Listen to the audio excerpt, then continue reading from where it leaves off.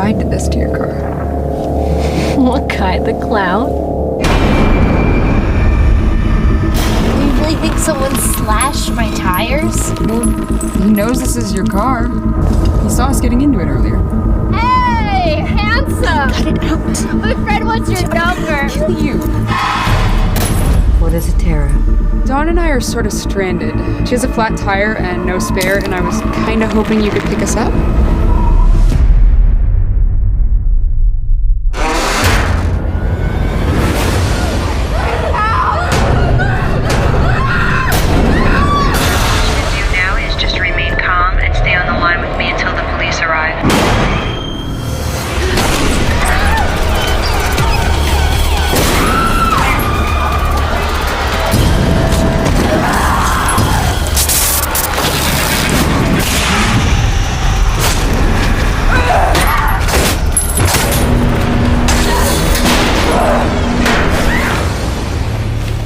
What the hell is wrong with you? What, did you think he was gonna hack me up into little pieces or something?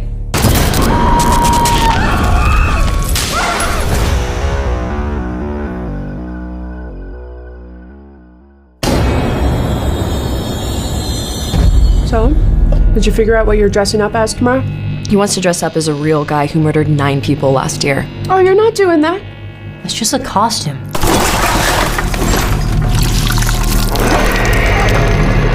You think that guy's still out there? What's up with you and this clown all of a sudden? You're like obsessed. They never found his body. What if he decides to come back here? I wouldn't worry about it. Wait a minute, aren't you that guy from the costume shop? Sir, what are you doing? It wasn't me. He was covered in blood on his shirt and his hands when he got here.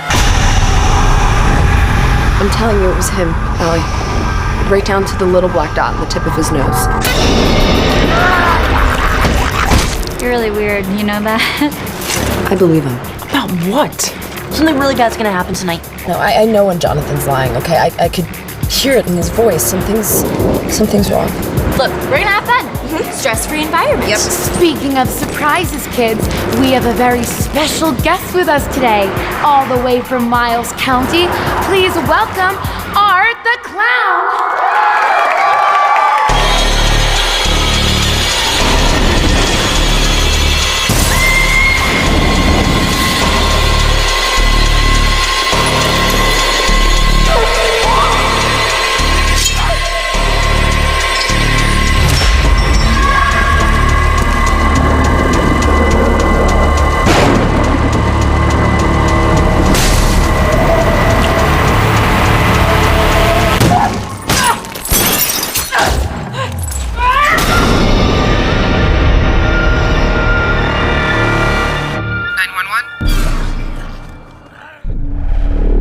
Welcome to Barrel Age Flicks. This is Ron.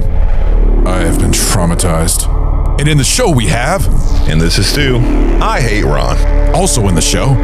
Fuck you, Chase! Yeah, fuck me. Alright, hey everybody. And... Hey, this is Goot. I am Goot! And finally... This is Adam, and I'm their designated driver.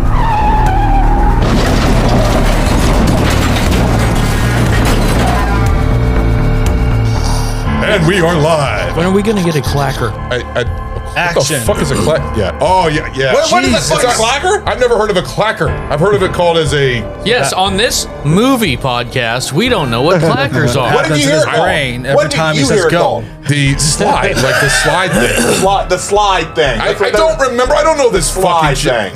The laying is hard for everybody. All right. Ready? Slate or Slacker. clacker? Slate. All right. Slate. Yes. I've never heard it called a slacker or clacker. Clacker. You're a slacker. Because what does it do? There you go. Clack.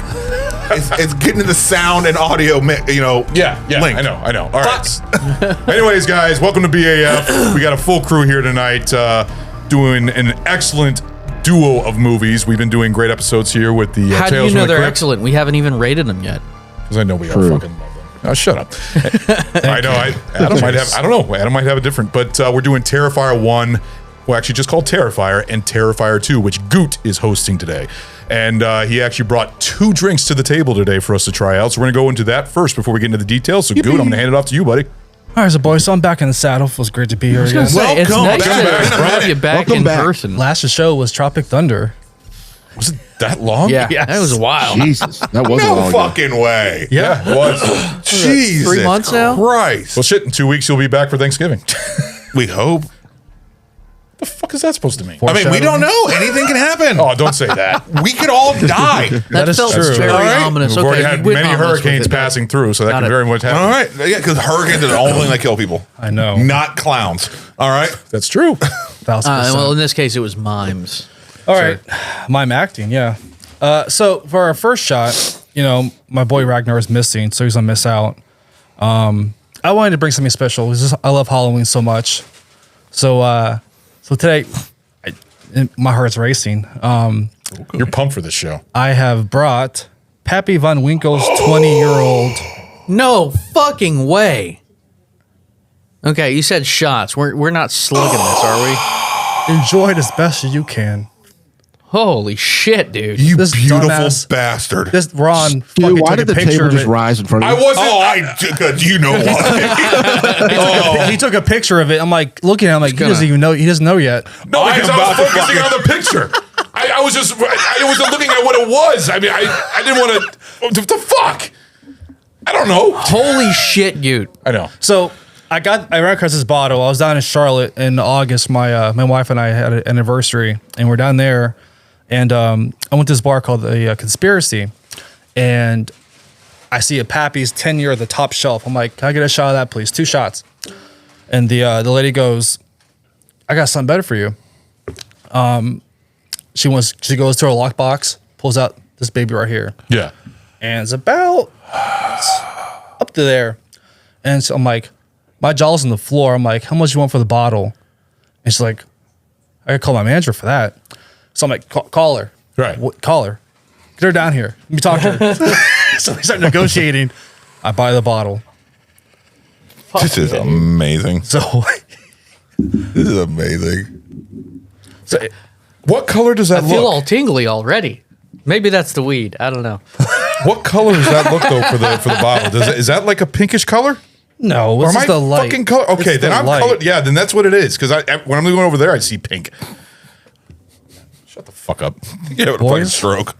Apparently. So I didn't have my glasses. I also did not have my rose-colored glasses glasses again? on, so I didn't see the bottles. Whatever. I'm ready. Looking forward to trying it out. Let's enjoy. Do it. All right. skull. Cheers. I am not shooting this. Let you know. Skull. I'm No. sipping. Please do. Oh, it just smells so good.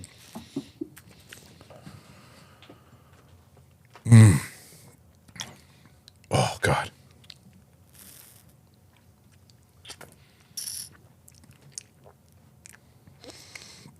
It's kind of funny. We're taking sips out of shot glasses. You damn right. That is quite good. That is remarkably smooth.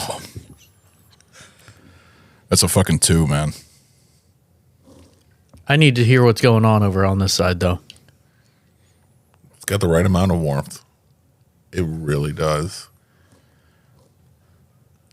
It's got good flavoring to it. It's a subtle sweetness. Yeah, very But subtle, not- but definitely there. Not immature. Punch you in the mouth.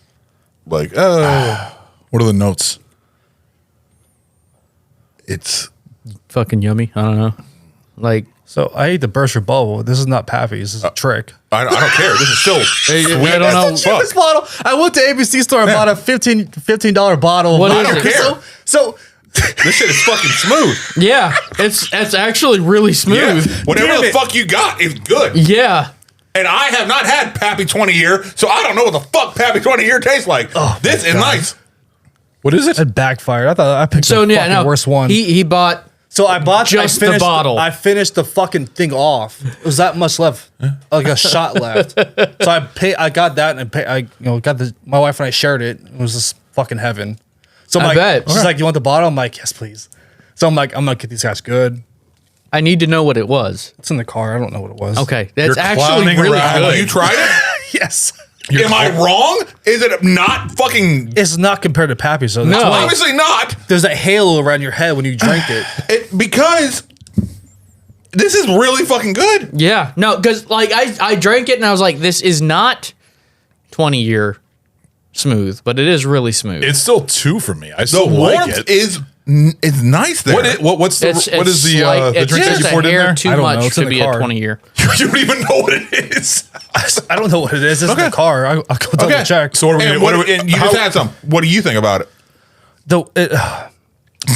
The main difference is the warmth. Like, you want to taste the smoothest bourbon you've ever had in your life. Like, I hope I get, when I go to heaven, like, I get given this. It's not as smooth as silk though. It's smooth No, as it silk. is- There's no burn at all. Yeah. There's a slight, you get all This the to notes me in the is back. fucking super smooth. I'm Not like not so. gonna lie. There's no burn, though. I've had There more- is no burn to this. But no, for Pappy's though, it is so smooth. This is heaven. Yeah. I've had Pappy's 10 year. I've not had Pappy's 20 year. So I think when I put the card that's for actually reviewing, what I'm hit going me to put originally. Goot's Prank drink or Was I was something like that. Okay. Yeah, or what do you want to? damn it. That's fine. This is not even close to the 12-year, but it is really smooth. Or put the title of it, not real. Legitimately, I need to know what that is because that's going on the shelf at home. He fucking. I hope it's a little plastic fooled us. fucking bottle. He did. It is. He fooled us good. Yeah. He did. No, 100%. That was a comment, good prank. But I'm a fan. What if it's fucking this like is a- rock gut? I don't give a Dude, fuck. I don't Yeah, care. I'm a fan. If this No, is I a give it- 50, You gave it a 2. Fuck you. You I can't said take it I back. like it. All right. No, I'm not taking it away. Yeah. I still give it a 2. I think it's great. I just want to know what the fuck it is. Because now, fuck, dude, break what time. do You're you going give up it to your there, fucking Goot? car and getting that bottle. I want to see what it is. Don't break. All right. God damn it. I was supposed to go worse than I thought. I thought I picked the worst bottle there. It was the cheapest one. Well, you. Hey, you found a diamond in the rough, my we've good said sir. this time. We said this many times in the show that price doesn't matter with drinks. Everyone's it doesn't matter anymore because we've shit. Remember Horse Soldier? That's like an 80 That's bottle. incredible Tasted for like shit. $15. $15. $15 on sale. Yeah, like that's a $60 bottle. Damn. Maybe even 70.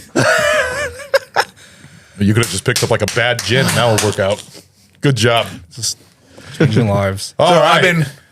All right, so I thought that would go a lot more funnier, but I'm glad you guys are happy with it. It was funny. It went the other way. Did Adam know? No. Oh, okay. No, I didn't know. He right. did the second one. All right, so the second one, I made a cocktail. I call this the Terrifier Pumpkin Fireball. So for this drink, I've mixed. It's a cocktail. It's supposed to be a latte. So I've.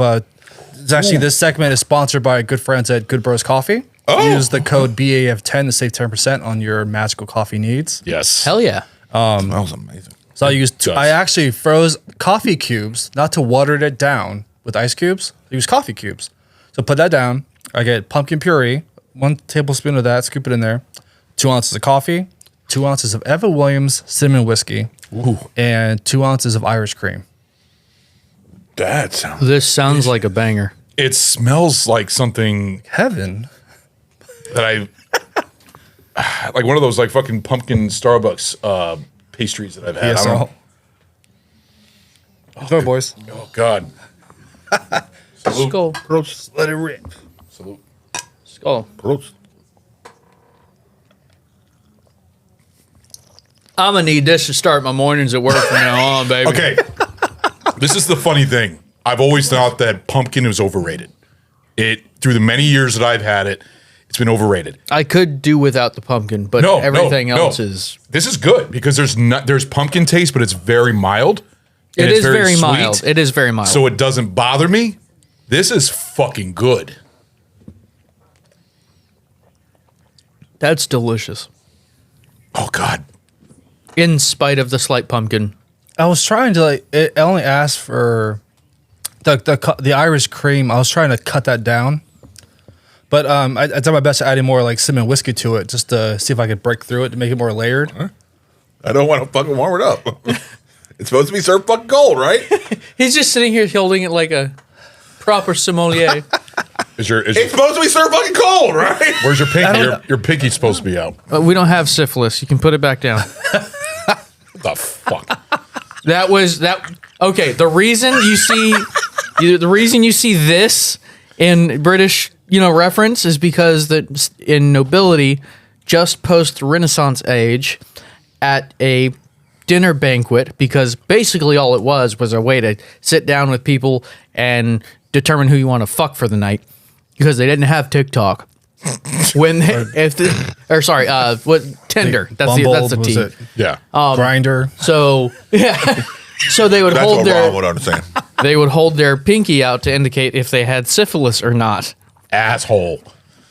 That's what you want to be in. Yes. So Not yours. So this is a Since cold when? drink. Like I poured I fresh brewed some coffee. It was hot. I shook it and it was cold. So yeah. It's nice. Dude, this is Nice. no, this is actually- really, I That's agree with fucking Chase good. though. I'm not a fan of the pumpkin. But it Personally, doesn't but really everything diminish else- it that much.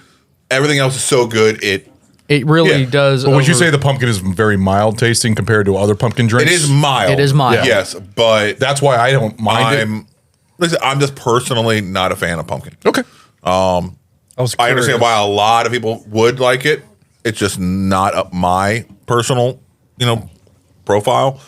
Now pumpkin pie Yeah. is a different story for me. I'm gonna give this a 1.5. That's still pretty good. The only way it would be a 2 is if it didn't have the pumpkin. Right. Even though I feel that the pumpkin, it's giving it some depth, but I wish it could be exchanged for something else. I can't say for sure. Off Yeah, the top I'm of my the head same what. way. But it's definitely giving it depth. I just wish it was a different flavor profile giving it the depth. Interesting. So the part definitely needs to be in there, just maybe a different part. So, but it came out really well. Really well. I'm very happy with it. I wonder what fall flavor could work instead. Fall is a time of campfires. All you have to do is smoke it. Allspice? Or Clean marshmallow. A nice but- smoked apple. Ooh, yeah. Oh no, roasted like bruleed marshmallow on top of that. Oh yeah. I was gonna say roasted marshmallow in it. There you go. Yeah. I mean, there's something like that. Something that give it some more depth, just like the pumpkin is Yeah. giving it depth, because it absolutely is. Stop! I can only you get talking so about like erect. an apple with like apple with a roasted cinnamon apple, stick with like a cinnamon yeah, stick in it? either- or like the marshmallow idea. That's good too. I wouldn't Mine's change got a this. cinnamon stick in it. There you go. No, there you see. There you go, man. I wouldn't change this at all. I'm going to go ahead and go and give this a fucking 2. This is really good. And like I said, I've always said pumpkin's overrated. I don't really care for the pumpkin beers out there and pumpkin flavored So coffee, pissed like off. pumpkin spice latte, whatever they have at Starbucks. I don't even care for that. This is fucking good. And the fact that this has got alcohol, it's got coffee, which I love. I love coffee drinks. This is amazing. Great job on this. And this is a winner for me. You said this was real pumpkin. Yeah, pumpkin puree. Yeah, because it didn't. Which makes it it didn't better. taste artificial. So Exactly, that, yeah. yeah. Fuck You just that fake remind me shit. of the Good job. first episode I was Good job. on for Halloween, and Blair Witch? no, No. Well, he was a peanut gallery during Blair Witch. the first episode say I was on. That was Halloween. Correct. That's what I said. Oh, Halloween. Okay. I think meant Why'd you the say Blair Witch? season. I said didn't. Blair Witch. Oh, I thought- flashed to that. Oh, I thought you said Blair Witch. I'm sorry. Ron's not paying attention. Anyway, I was saying is it reminded me of that because y'all had like a pumpkin cider or something on there, and I was like, I fucking hate that I actually like this. Yeah, Oh, I remember that. Yeah. 'Cause I think me and you both I gave it was like a 0 or so something like upset that. about it. No, but you liked it. Yeah, that's what I said. And we didn't understand it. I didn't either. I still don't. But yeah, this is a 2 out of 2, my good sir. Sir. In spite of the pumpkin, because I'm kind of on the same page that Stu is. It's definitely there. It's mild, so to me, it doesn't really knock it down at all because everything else is just so good. Yeah. But I feel like there could be something different. I would just turn it up to 11. Yeah. Like Terrifier 2. Just crank that mess up. There you go. How about you, Adam? What you think? You got 2 already? The only difference that I've got from y'all's is You that rimmed the she couldn't lining. Anna couldn't find the Evan Williams Yeah. cinnamon whiskey, so she got the Jack Daniels Okay. cinnamon spice Tennessee Fire whiskey. Nice. So that's the only difference, and this is dangerous because I can't tell there's any alcohol in it. Yeah, yeah, that's kind of It the really problem. is. So this could be really extremely dangerous. Yeah. So, but yeah, I definitely give it a 2. Thank you. So yeah, the first drink, the bourbon. I'm so sorry. The bourbon, yeah, I'd give that a 1.5. It wasn't bad. I'm actually shocked how good it was. Yeah, see, so- fuck you, man. Fuck you. $15 I still want to see what the fucking bottle is. I want to know what grab it it is. during break. Yeah. We need answers. So, yeah, the pumpkin fire, the pumpkin Terrifier Fireball, I'll give that a 2. I love fall drinks and like, I was playing around with it. I've been experimenting, like thinking how I could like make it more. I was worried about Stu. I was like, how can I make this to try to get him to 2? I know he doesn't care for pumpkins. Like, how can I mask this and like? You did amazing. Yeah. So you did amazing. Like I said, the real pure pumpkin in there. They're not a fan, but it added some good depth. It isn't just like that sugary artificial mask. Yes. Yeah. So you did a really, really good job, and I appreciate it. I really do. Thank you. So I have a little side story, if this doesn't mind, real quick, just because I got so happy because it's working really well. So I have a guy at work, somebody that works underneath of me. Token also works with me. Yeah. We've been fucking with this kid. He's like 22 years old. We've been fucking with him since day one. And we've been telling him since day one, and this is starting about a year ago, we're going to put a bumper sticker on your fucking ride. All right? We're going to do it. And he's like, no, you're fucking not. No, you're fucking not. And he spent about 6 months circling every single day when we're leaving to make sure we didn't put something on his fucking bumper sticker. Right. All right. So the past 2 months, he's gotten out of that habit, and we've stopped reminding him. So today, we finally put this little bumper sticker on it, and keep in mind, it is way more reflective than you can tell. It says, I'm so gay, I can't even drive straight. Okay. This is beautiful. Well done. Token followed him leaving tonight, and he said he didn't notice it. And he saw people laughing at him in Central Park. Yes. So it's already succeeding. And I am just so happy about that I'm bringing so much joy. And this kid is so homophobic. That's hilarious. That's fantastic. Yes. Well delivered. Yes. Yes, I'm just so happy with this and knowing it's going to ruin his weekend when he finds it. Tis the season. Trick or treat. Yes. Tis the season. I need follow-ups on that. Oh, I will. Yeah, you're going to have to give us a follow-up on that. I'm hoping All right. he doesn't notice it. For a while. Yes. His wife, yeah. Is he married? No. Oh, Pretty damn sure it. virgin. Pretty sure. Say that way. Pretty sure. Sooner or later, he's going to notice that thing on his vehicle. I hope a guy comes up trying to hit on him. Yes. I'm going to have to start looking at the rear of my vehicle. from now on. That'd be perfect. Yes. All right, so we talking about Terrifier and Terrifier 2. Terrifier released March 15, 2018. Terrifier 2 released October 6, 2022. Both directed by Damien Leone. He also directed All Hallows Eve, which is a movie. A Halloween anthology. Yes, thank you. The budget of the first movie, which With multiple sequels? that's true. The budget of the first movie, which I was actually shocked at, was $35,000 for the first movie. Yeah, I mean, you the can box tell, office but they did a was- good job with it. But the box office was a limited theatrical release and made about $76,000 at the box office. So it still made a good amount of money back, but Is that Terrifier or All that's the Hallows first Eve? Terrifier. Okay. That's the first Terrifier, I was making sure we're 35,000. seeing which one we're talking about. Now, there's also things I'll let him go online. over the stuff for 1 and 2, and when the show starts, I'll jump into All Hallows Eve Okay, and start from okay. there. There's also things online where it's gone up to like 40 to 50,000. So 35,000 is where I found. So I'm keeping with that. The Rotten Tomatoes score for the first movie was 55%, and the audience score was 52%. For the second movie, Terrifier 2, budget was approximately $250,000.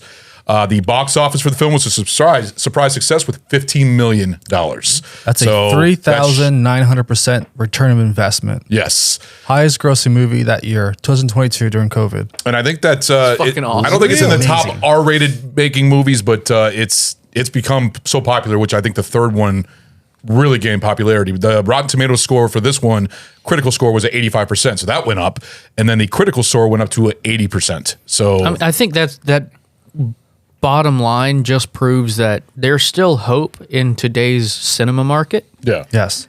It's not due to the saturation of Hollywood, everybody's afraid to produce their own stuff. Right. But on a relatively small budget, you can still deliver such a quality theater experience. The amazing, just watching Damien Leone.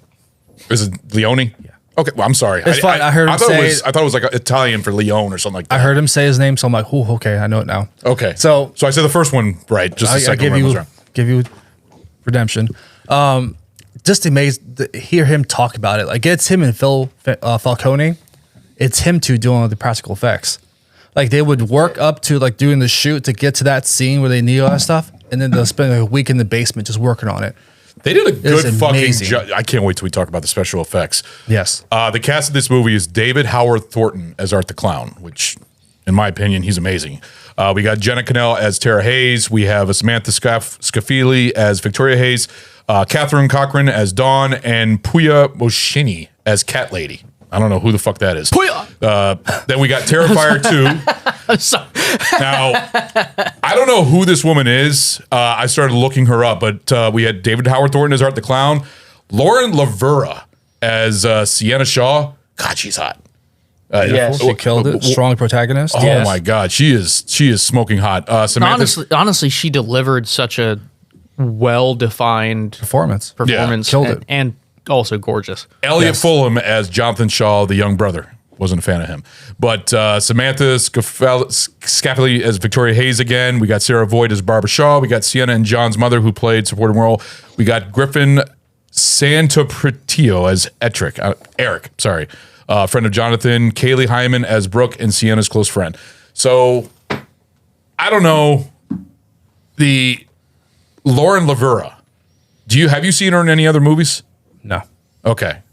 Because I'm sure she's going to become big after all the other movies, but that is the details for the rest of the movie. So there you go. So I hope so. I mean, she hasn't really been in anything. She's been in Iron Fist. She was in one episode for that. A Taste of Christmas was a TV movie on Hallmark. She was in a Hallmark movie? Yeah. Oh wow. And she's a stunt. She's a stunt double. Yeah. Really? Oh, yeah. I didn't know that. Well, yeah, she's great.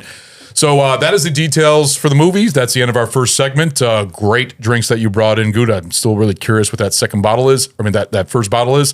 So we'll go ahead and take a break. We will be right back. I'm Chris. And I'm Mel. And together we host the podcast Spoil My Movie. We were watching movies anyway. And we were having in-depth conversations about those movies too. So we decided to share our thoughts with the world. You can expect me to gripe about inaccurate details like supposedly cold weather, but you can't see anyone's breath. And you can expect me to be totally adorable, but also psychologically deep. And by the end of each episode, we'll provide our respective ratings. Using a rating scale custom tailored to the movie in question. Check us out wherever you get your podcasts. We're everywhere. We're actually behind you right now. All right. So we have a reveal here for the drink that Goot fooled us with. So I'm thinking that this is going to be an amazing drink. So, Goot? It's for fucking $15. So what do we have That's here? a goddamn 40 for $15? Yeah. So it's this plastic bottle, Paul Jones. I'm happy with it. I went to ABC store over here, like a few miles on the road, and I was like, what's the cheapest, I think, nastiest liquor here? That looks just like the shit that I brought for Ed Wood. So then I'm like looking at it, I'm like, oh, that's it. And the guy's like, are you sure you want that? I'm like, oh, it's a prank. And he looked at me, I'm like, it's a funny movie show I'm on. Okay. Like, awesome. Oh, God. It's actually... so it's blended whiskey with natural flavors and caramel color. And it is 80 proof. And it's in a plastic bottle. Plastic 80 bottle. proof. Okay, then. A built-in pourer, too. But yeah, Paul Jones. That's... Give it a 2. That's kind of But it fucking tasted awesome. good. I'm happy with it. I'm telling you That what. is For that price point? That is amazing. What the fuck? You're looking to get fucked up and not be mad at yourself? There you go. All right. To be mad at the Plastic dirt. bottle. Yeah, that looks just like the same bottle that I did for that American whiskey that I did for Ed Wood. I'm so blown away by this. Oh, like, my God. I feel like I shouldn't even trust that this is actually what came out of the bottle. You did fucking good with the prank. Oh, hold on. But His you weren't Pappy's just so goddamn good. that the bottle. Right. That just, the little molecules that were still left in the bottle I hope so. took this and turned it into very nice. Hey, All right. Probably did. You never know. It's now You an said there was just a alchemy little bit bottle. of residue left in there, or was it a Oh, yeah, clean there was- bottle? No, it was. I finished it off. It was like less than a shot. But Probably. hey, so what mixed in there? So probably that won't taste good by itself. So maybe we should try that by itself and No, see if there's a what difference. he's saying is what he finished off was less than a shot. You didn't pour this into a shot or about a shot worth of Pappy, did you? Wait, what?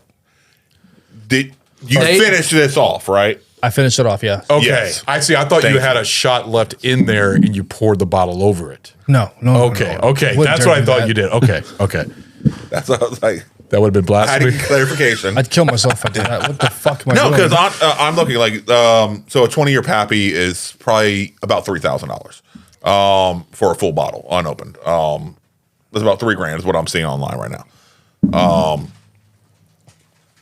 Jesus Christ. So yeah, how long have you had that? If he had poured that Since August and mixed a shot of Pappy into there, that is a very expensive prank. Yes.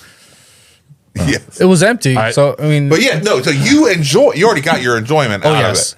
Yes, and then you use the bottle for a prank, which is awesome, wonderful. But it's probably still had that little residue That's what inside I think. there. I have no Pappy doubt. might be that magical. Yeah. The few Try drops, something else. the few drops that are hanging around inside of it make everything better. God, Yeah, I wish it's just Ragnar an was alchemy here bottle to now. give all that Anything you prank. put in there comes out better. Exactly. That would have been great for Ragnar just to see what he would have said. We could put Ron's blood in there and might cure his diabetes. All right, it might. Oh shit! All right, so Goot, it's all on you, buddy. Let's go. So boom. So here we go. So how many people here have seen like All Hallows Eve or? I haven't seen All This guy. Hallows. I've seen it. Okay. Didn't care for the alien one. I'm not gonna lie. I do like that one. I Just know. based- I remember we talked about it. I just based on the budget, like that wasn't a bad alien. That robot alien was not bad at all. it was different. So yeah, pretty much the star started back. Damien Leone was pretty much out of high school, and he was self-taught and making film, and being a director and all that fun stuff. He wanted to get into it, and he made this movie called The Ninth Circle in 2008. It's only 11 minutes, and it's an extended version. The extended version is played into All Hallows Eve when the distributor took it and was like, he loved that movie so much he wanted to turn that into like an anthology set. Yeah. And he goes, hold up, I got other stuff too I could put in there. So he's like, okay, what do you got? So they put it all together, and that's how All Hallows Eve came about in 2013. It was a direct to video too. Isn't there multiple ones now? Yeah. How many are there? I've only seen 2 of them. Okay. There's the All Hallows Eve 1 and All Hallows Eve 2. Okay. But that's written directed by somebody else, right? I don't know. Yes, I didn't know if it is. Yeah. Damien And Leone there's a was. third All Hallows Eve that just came out this year, if I remember correctly. Wasn't there another? There's a whole bunch of Halloween anthologies that are direct to video that I've seen. There's another one that's got like over like 10 or 15 stories in it. Actually, I don't much. All Hallows Eve 2 remember what it didn't was. feel as much of an anthology because it didn't have the linking presence of like Art the Clown. Yeah. He was in all 3 of them though. You have the wraparound story. He was in all 3 of the stories. Of All Hallows Eve, yes. But I'm saying All Hallows Eve 2 okay. did not have Art the Clown. And it did not have that linking thing. So it didn't feel as much as an anthology as just a bunch of separate. You're saying Art the Clown wrapped around on all the stories in the first movie? Yes. So that kind of reminds you of Sam from Trick or Treat, how he wraps around all the stories in Trick or Treat. Yeah. Yeah. So there's a third one. The All Hallows Eve Trickster came out last year in 2023. Yeah, I knew it came out recently. I've never seen the other ones. I've only saw the first one. So yeah, it's the 3 stories. Like Damien Leone's like first like all he wanted to do was shoot this clown with this girl on like a late night bus. That was his thought. That was what he was so centered on, like he was focused on, and he could make that work. And that was how the entire origin started for Art the Clown. And a pretty popular looking clown, because clowns have always been a big thing in Hollywood. You know, you got Stephen King's It. You also got that clown in the fucking series, the Carnival series, or it was a American Horror Story. That was the one season, the Carnival. Yeah, I remember that, but it was always a big hit when it comes to clowns. But Art the Clown, killer clowns. Yeah, killer clowns from outer space. Yeah, I was gonna ask. No, from Kentucky. Yeah. I mean, they exist too. I wasn't asking. You I was also have saying. I know, I was John just Wayne fucking with you. Gacy, the killer clown. That's Yeah, Pennywise. It's true. All right. I mean, Fair enough. There's There you go. Pennywise. There's Haunt. There's the No, it movie was Pennsylvania. Clown. Stitch I is didn't say 31. from Your Kentucky. boy Rob Zombie. I was talking Yes. about the killer clown. Oh shit! Yes, you were. I What was that last completely one? forgot about that one. No, Stitch 31? from 31. Yep. The Rob Zombie film. Yep. Yeah. The one that was a Touche. crowdfunded film. Where they were in the freaking the big top. Yeah, with Yeah. Malcolm McDowell. Oh, that's a great movie. It's a fun movie. It's a fun little Halloween. But that was horror the year movie. that, like, because all these people, like distributors and producers, were telling Damien Leone, clowns would not sell anything in movie theaters. They would not sell anything. They're He's retarded. like, he's like, Kinda it is stupid. coming. There's about to be a burst. He heard Rowan Zombie was making a movie. You know, it was about to come out, and it just fucking exploded from there. And remember around that time, they were getting all the reports of those clowns in the woods. Yeah. It's like that, the viral shit. Oh, I remember that. I remember that all over social media where they were having the clowns, like when a car's passing by, you just see him on the side just waving and everything else in the dark. Waving my dick. But I'm not gonna lie. When it comes to Art the Clown, Damien Leone designed his whole look and character and everything. Hold up. Yeah. Oh, yes. Oh, go ahead. Have you seen Hell House LLC? Yes. No. Damn it. The clowns in there are fucking perfect. They're just so well done. Never seen that one. Is that a direct-to-video movie? Hell or- House LLC. Yes. It's on Shutter. You can Exactly find what it anywhere. sounds like. Okay. Yeah, it's The first a one? business. Yes. I like it. Yes. Just magic. I love that movie. Just everything they come out with is just fantastic. Yep. It's a found footage movie. But yeah, with that, with all those movies being said, like Wrinkles the Clown, like, do you think, with Art the Clown ascending into the horror icon that he is now in today's day, is he your favorite clown? No. He's I don't know. I think He maybe. is awesome, but he's not my favorite. Who is it? Killer Clowns. No, my favorite clown would probably be Pennywise. and the original TV version. Tim Curry. Tim Curry. That Well, you always said that you were a fan of that one more than the newer one. Yeah, I mean that to me is my favorite. If I have to pick one, because the dichotomy of he looks wholesome, he looks innocent, and stuff like that. Yeah. And then everything he's saying is fucking insane. Yeah. Versus if I see Art coming, I'm like, yeah, that's a demon. Yeah. That's a fucking demon. All right. Oh, definitely with his face and everything. Yeah. So that's I don't know. why. I really loved his little personality at the Except for Halloween in All store. Hallows Eve, especially in the earlier Rendition. vignettes, like he looks much more human. Yeah. So That's because go ahead. Sorry. Oh, and I was going to say, because my favorite clowns are Killer Clowns from Outer Space. Yeah. I've always been a fan of the whole cheesy 80s look, and them just being aliens, me being a sci-fi nut, it makes it even better. So, yeah, Killer Clowns from Outer Space will always be my favorite clowns. Have you seen Cloyne? No. Cloyne? Never heard of that one. Oh no, I think it is just called. It's called Clown. Yeah, it's called Clown, but it's There's different pronunciations. Yeah. yeah. Oh, I'm really about to make a good. list here. 'Cause what so far, language the Hell House LLC. You're I didn't pronouncing see. it Cloyne. Is it German. Kloin? It's a German heritage. I don't think that's the way it's spelled. So is it said Cloyne or Yeah, I don't remember. Yeah. Yeah, it was. I mean, I could A Nordic see clown? that. It was Nordic Germanic situation. of some kind. Yeah. so a Germanic clown? Okay. All right. So I apologize for interrupting. Go ahead. They're fine. Well, Chase, what is your favorite clown? It might be Art. Honestly, I just like his personality, man. Yeah. Like, I'm here on a mission. No, it's not supposed to make sense, and that's okay because it makes sense to me. And while I'm at it, What I love about Art the Clown, though, what I love about Art the Clown is that you see so much personality with no sound at all because he's a Absolutely. mime, Doesn't and talk, yep. it actually works with him to the point where the actor's doing such a fucking great job at it. in Terrifier 2, in the Halloween store, Yeah, fucking beautiful snapshot of Art. Like, who is Art? yeah. That's him. Oh yeah. Yeah. Adam, who's your favorite clown? I was agree with you. The Tim Curry Pennywise. There you go. So you go for classic Yeah. Pennywise Yeah, also. I mean, Yeah. totally respectable. Yeah. It's definitely my top three. I mean, if I had to pick it in 1, 2, 3, it'd be Art, Tim Curry's Pennywise, and the Killer Clowns from Outer Space. Thank you. There you go. There you go. I love it because being down at Universal Studios and like I was able to go through the Killer Clowns maze. Which I am so jealous of, man. It felt like I was in would the movie. have loved to see that. Like there was the ice cream truck outside of it, and I asked my wife to take a picture of me, and this clown is sneaking up behind me. He's like come up with this like big thing. I'm like, I turn around, I'm like, I had the biggest like smile on my face. And, like he's like looks at me, he turns his head, and gives me a big hug. I'm like, oh, so happy. I love it here. Were there like cotton candy cocoons inside? Yeah. Word. Life size. It was bigger than me. That's fucking awesome. It was legit. The attention and detail that they put into this stuff is just off the wall. Actually, explain. Which I know you went to this year. What did you see this year? Oh, good Lord. So, yeah, I did like a VIP thing where I went down earlier in September. And before they open, they usually open the first weekend of Labor Day. And I went down there, like it was $350 a ticket, but it was free parking, free food, free drinks, and unlimited stuff through the mazes. I went through every maze 4 times. And then my wife and I did our top 3, we'll do it again. There was only 5,000 people in the park that night.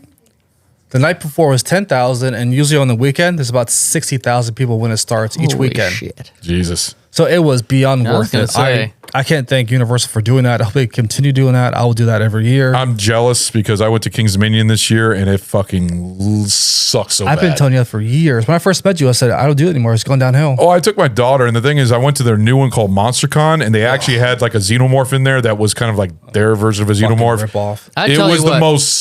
It was so lame. I was like, what the fuck is this? 2010 and 2011 was like the last peak of 100%. Halloween haunt. Yes, thank you. I was talking to a couple people at King's Dominion in the parking lot about that. I don't know what you're talking about, but they had a vampire strip club when I was going through Same back here. then. Yeah. And it was fucking awesome. That was amazing. They had a zombie high school. They had There were so many dicks out everywhere. He just loved it. King's Dominion got all their characters off Team there were no vampire Chippendales, I don't think. Damn it. You didn't specify. But no, yeah, this year they had like the Ghostbusters. I'm sorry, Adam. What was that, Adam? I said King's Dominion got all their characters off of Temu this year. I think so, yeah. 1,000%. It's cheap. Fucking wish.com. I want to go to the Universal Studios. I'm curious what they're doing next year. Yeah, you don't find out till like next. They'll release it in bits and pieces. But this year they did Insidious until the further. Yeah, there was a Ghostbusters one.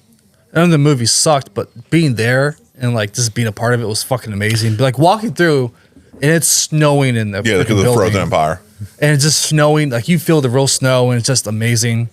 They did A Quiet Place, and just the animatronics they had in there, it was just fantastic. No, the one you told me that wish I was there was The Last of Us. That was last year's. Yeah, that I would have loved to see that. That was based on the video game. Yes. So they had not like us. Yeah, so they had the people who voiced in the video game. They were the ones who decided voicing everything. So, that's awesome. So you felt like you're in the video game. Yeah. It was fantastic. Oh, there was a last drive-in one where it paid homage to like 6 different they made their own movies, like a drive-in type of feel. Yeah. And they were just there were 6 different zones, and like each movie, it was just splendid. Yeah, that's amazing. But yeah, every house was fantastic. The attention to detail was through the roof. Maybe Terrifier will be next year. If they pay for the rights, yeah. Yeah, I mean, that would be pretty cool. That would be dope. Because they own Beetlejuice, so I'm sure Beetlejuice will be one. Ooh, that would be a good one. And that could come up too with that coming out. Or Alien. Have they ever done Alien before? Who owns the rights to it? 20th Century Fox. Oh, yeah. That's It's right. Disney. Yeah. Nope. They won't do that. So it's got to be anything Universal or... They'll pay for the rights to it within reason, but I mean, yeah, if it's not... So they could do Tremors. They could. But I mean, I don't know if that would be a good one, but I mean, yeah. So pretty much anything from Blumhouse. Yeah. Oh, yeah, that's true. So, love Blumhouse. I thought that it is great. They remind me of New Line Cinema of this A24, day. That's a good to the next level. A24 and A24 is amazing. Doing are amazing like work. the tops right now. Yeah, for me. doing amazing work, and I really hope they both keep up their dedication to the fan base that built them. Yeah. But when you compare, I have high hopes for Wolfman. Yeah, it's more modern telling though, isn't it? We'll find out. Yeah, but I saw pictures of it. I think it's a modern trailer, telling. but I mean. When you compare New Line and Blumhouse, I never thought of that. That's a very good comparison because when New Line was like the starter of horror movies. Yeah, I mean, New Line the house of Freddy. The house that Freddy built. Yep. All right. Then they bought the rights to Jason. Yeah, and then they just were shucking out horror movies left and right. Oh yeah. Well, they said that. Yeah, they'll have Jason with the TV show. They can the pull it Crystal. off. I thought they canceled that. No, it's coming out this year. Is it coming out? I heard it was This canceled. winter. All right. Not officially. All right. Oh, But they own the rights to it. They can do Jason. Really? They have Jason and they have Michael Myers. That would be fucking cool. And the lawsuit finally got fucking settled, didn't it? Yeah. Yeah. So they can start doing Jason shit again. I wish they would do the Friday the 13th game again because that was like my favorite game of all time. They fucking I so was mad because they were gonna have a Jason X level and you can actually play on the fucking ship as Jason X. I would have loved that, but the fucking rights and everything and court battles and it completely canceled all of that. So you don't think that creators should be paid for their work? God, I see how you are. I see how you are. You fucking corporate stonch. Oh, fuck you. So back to Terrifier. Again, Ron doesn't believe in paying creators. Want that on the record? Oof, not a good record, man. We're creators ourselves. Yeah, what kind of precedent does that set? Yeah. It's like the fucking Jewish Nazis. Yeah, I was making content in the toilet. I record that. Oh my god. So back to Terrifier. The original clown for All Hallows Eve was Mike Gallinelli. He retired. That was the last time you saw him as Dr. Clown. And then David Horton Thornton took over and I didn't even notice that. Yeah, no, Art was that guy was was Art the first 3 times. Yeah, 3 feels right. Yeah, he was in the ninth gate or whatever it was. Ninth Circle. Ninth Circle. Then Terrifier, the original one, the short sequence one. And yeah, the short one. Yes, the short one. And All Hallows Eve.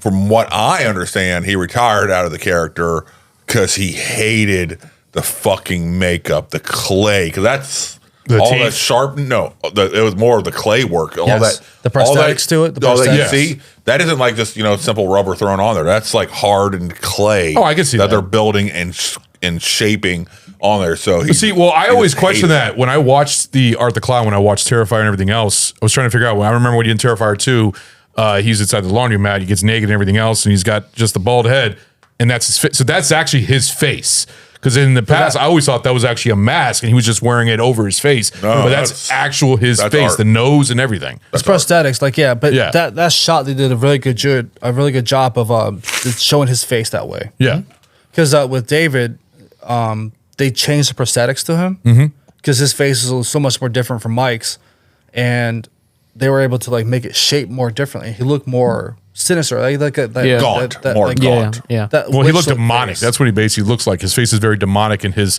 very hollow cheeks and all that. Yeah, and his teeth are constantly always showing. You never see his mouth closed. Can you imagine the face cramps you'd have after a day of filming like that? Just constantly doing this the whole time. He's a mimic. He was a mimic, though. Yeah. You know what that actor wants to do now? What? Joker. Yeah. I hope he gets it. Either that out there that I want to be the next Joker.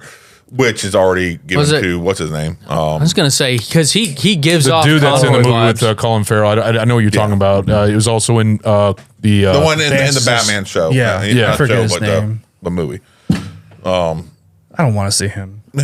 I'm okay with him. Just going fucking nuts. Have you seen Joker Folie à Deux? He saw. No. I've heard nothing but bad things. I have not heard a single happy review. I've seen maybe 1 or 2, but I've seen probably over 100 bad reviews. I've seen where it's like, oh yeah, this is people. 10 years from now, people will love this film. And I heard they tried to explain Nolan's Joker.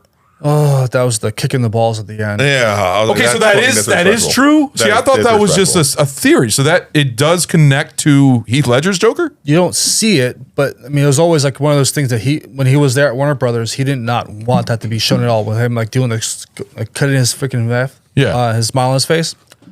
They don't show it, but you see him with the knife, and it's blurred as shit in the background. From what I'm saying, so it's a guy who takes out.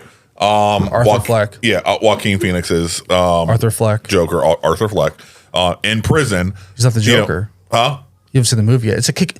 If you're a Batman fan or Joker fan, I could scream about this. It's a fucking kick in the balls. Arthur Fleck out. Yeah. Then you see him supposedly in the background cutting the smile in, and what's thereby implying that he is going to become Heath Ledger's Joker. Okay, but no, that might be a fault there because isn't there a lot of Jokers that do that? Isn't that also in the comics where so it doesn't have to be the Heath Ledger Joker? It could just be that of a rendition of. I don't know. You guys are more the comic book guys, but wasn't that used? That's them trying to imply the tie. Yeah. Okay. Because even the Arthur Fleck idea of Joker is more of an inspiration to future Jokers. The extra level of kicking the balls is Harvey Dent. He's in the movie. That's what I heard. And he gets fucked up because the bomb explodes at the courthouse. So you see his face messed up as Arthur's crawling away. So it's like they fucked this whole timeline up. It's like, god damn. And the whole movie is basically like 50. You said like it's like 40% musical. Yeah. Yeah. But you said Lady Gaga did a good job. I loved her. That was for pretty much a about highlight. 30 seconds is what I hear. You have an actual singer sing for 30 seconds. No, it's more than that. Okay. It's more than that. God bless. That's the main. That's a main complaint. But they I've heard. They don't. From what I heard, they didn't focus on the true insanity of the Harley character. They 100%. still just made it more of manipulation of Joker, and which is bullshit to me. I'm sorry. I want to see a true Joker rated Harley. R. Yeah, Joker and Harley Quinn set in a Batman universe. That movie I want to would see kill. Harley being truly insane. That's So just when they Todd finally Phillips trying to decide- Todd Phillips wasn't trying to make a superhero or villain movie. Todd Phillips? Todd Phillips is director. Okay, I didn't hear that. So when they finally decide that the audience is right and they want to like brush themselves off of this movie, which Earth do you think it's going to be from? Hopefully Earth Zero. But you're saying David Arthur Clown, David Horton wants to be the Joker. Yeah, he threw his name out there. But of course, that's like people saying, "Oh, I want to be the next Superman," or "Oh, I want to be the next Batman."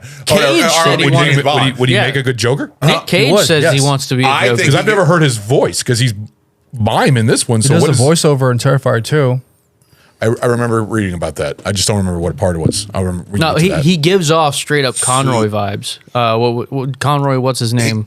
That actually inspired the Joker. Kevin Conroy. Yeah, Kevin Conroy. There we go. That's Mark Hamill's voice, baby. Yeah. Well, it's Kevin Conroy is the voice of Batman. the actor himself. His smile kind of inspired the whole Joker thing. Go ahead. Oh, you guys keep going. Just keep going. All right, go ahead. Oh, so yeah, to see the clowns. Hey, the can bring Joker- out it's a Joker. He's a clown. Clowns can bring so much emotion out of us. This is why it's such a hit. I'm so happy it's hit the mainstream media. Arthur Clown has evolved to such a horror icon level. I mean, there's so much brought in like about so yeah, from Mike Ganelli to David Howard Thornton. Just his take on the character, him being like a mimic and just taking that character and just taking it to whole new levels. Like Now, when you say mimic, what do you specifically mean? I'm sorry, it's a clown mime. Okay, mime. Yes, There we mime. go. But like I said, when Arthur Clown does his miming, I think it is the most amazing thing because it really shows how good of an actor he is because he's really entertaining you and showing you a lot of emotion through what he's doing, especially when he's just like putting his hands up or just like, being like almost like childish acting and stuff like that. But he's like a murderous killer and everything else. And part where he's like sitting on the bed with the fucking body and just playing with the woman's innards and stuff like that. That was 2. Sorry, I jumped over to Terrifier 2, but it's like a kid. He's acting that's like a the little thing. child. Terrifier with 2 toys. really delves into what makes art. Yeah. The supernatural side. Yeah, but the first one was Art is a big scary clown guy. He's going on a murderous rampage. And then the second one, you get to actually Supernatural. see not just the supernatural stuff. I mean, before they jumped that shark, I mean, you get to see Art the Clown being Art the Clown and what kind of makes up his. You get a little bit more meat and potatoes of his psyche, if you will. Yeah. It's a good intro. Yeah, it's okay. You can appreciate his work from the last story. Now let's meet the character. Is what I got from it. Okay. So yeah, the first Terrifier. We obviously get his intro. So we see the beginning of the movie. You got the TV. You get that sense. It's just dark and gritty. It just looks like shit. You get that Freddy Krueger feel. Mm-hmm. He has a TV interview. You see her face finally. She's huge in Terrifier 3. Ooh. And so then you see Art getting ready. Him like putting his makeup on, getting his weapons ready. I love that. Because you see Freddy doing that in Nightmare on Elm Street. It's I like, really goddamn. loved watching him, create these new and How wondrous strong tools were of those death. fucking bags? I know. How fucking strong were the goddamn Hefty, garbage bags? Carrying all that fucking weight? Fuck. They had to be one of those like heavy duty, like and sharp Lowe's instruments cards. in there too. Yeah. Tractor bag. Oh yeah, all the sharpies that are inside. Yeah. Well, no, I mean it's basically like the construction material bags. I Yeah, mean, they're when you think fucking about it. 14 mil. I guarantee it. Have to be. Yeah, they're very thick and everything else. But I mean, you had fucking everything. But I love. No, that was in the second one. I'm sorry. It goes to the second one. He starts just building Just so shit. you know, our inner dads are showing. We're sitting here like evaluating what kind of lawn care equipment this I guy's would using. love to ask you, Damien, how many trash bags did you use for that set? Right? It was actually just one. That's how we kept the budget so low. I love how I love, and I assume in the third one with him seeing in the Santa outfit, he's got a Santa bag. Oh yes. No, it's actually there's a combination. There's a red one where he brings presents to the kids. Oh, but then there's a red trash bag. Oh, it's a red trash bag. That's fantastic. Yes. So it fits perfectly. Is it like spray painted? No. No, it's like a legit. It's all. Yeah. It came red. Oh, okay. That is awesome. I dig it. But Art the Clown dressed up as Santa, when I've just seen the image and I've seen it in the trailer, I was like, this is gonna be fucking awesome. Like I'm looking for. It looks like a heavy, a hardcore Silent Night, Deadly Night when you think about it. There's that pays homage to that. Really? Oh, good. That's actually an episode that Adam's hosting this year for Christmas. I got beef with Art though. Okay. I got beef with Art. Why? What's wrong with Art? Motherfucker can't hold on to his weapons. No, I'm sorry. He Oh, he chooses not drops to. He chooses not to. No. He chooses not to. Okay, no. Here's the thing. You can really tell that everybody in the directing sector of this movie is from California. No, they're like the artsy fartsy, like out of school, like trying to be actors. Everybody in both of these movies is I stabbed him once. Now let go and run away. I hit him in the head. Run away. Now run away. Don't check to see if he's down. And everybody, not a single fucking person in either of these movies had any reaction other than freeze. There is fight or flight as well. Those are options, guys. It works in the second one. You know, with, it does. with It Sienna works Shaw. to proceed Yes. the storyline. But I'm sitting just there. These guys are from LA. I know it. Well, I know it. I will say though, when he pulled the gun in the first one, That is so impactful. I was like, "This is a motherfucking genius! This motherfucker right Honestly, here. you know- Every other fucking serial killer, fucking slasher monster, whatever. I laughed so get fucking fucked or whatever. hard. I And laughed he's just like, nope, fuck you, bam. I laughed so fucking hard at that because he pulled out the gun and the first thing that came to mind was breaking out the acetylene torch at the workshop thinking, I'm done asking. Yes. It's like fucking great It scene. was Blows his head so off. fucking smart. He did the one thing that so many other of these big time slashers, The horror icons. Yes. they don't fucking do. Exactly. They don't have a backup plan for thinking there's a possibility I might get my ass kicked. If so, I need to level the field real fucking quick. Hey, a Art was 1911 ready. will do Art that. was ready. Do you feel like right, right underneath the knee?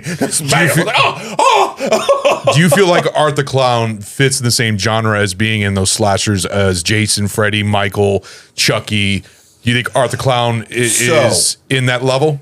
And I felt that he was. I felt in the first Freddy one Chucky. up until the time that he blew his fucking brain off and came back. Then that was a completely He different felt- side of him. But they had to end it that way. I know. Yes. I know. But he definitely felt that terrifying killer, but also could potentially be stopped. Yeah. When he came back, I was like, okay, he's just a fucking demon now. All right, there's no stopping. He's fucking Pinhead. Yeah. Yeah. All right, there's nothing you can fucking do. He is a manifestation. Well, I mean, that's what all of them are. hell. Michael Myers, Jason, Freddy. You can't stop them. But they always all come back. feel like there's something you can do. Like Jason, there feels like there's something you can do. Michael Myers, there feels like there's something you can do. I mean, I've yet to see anybody rock out an RPG 7, so. Yeah, but I feel like easy to get to. Yeah. Art's coming back. Art's severed head, born out of a vagina. All right, Art's Spoiler coming back. alert. Yeah. Well, he's a demon. Yes.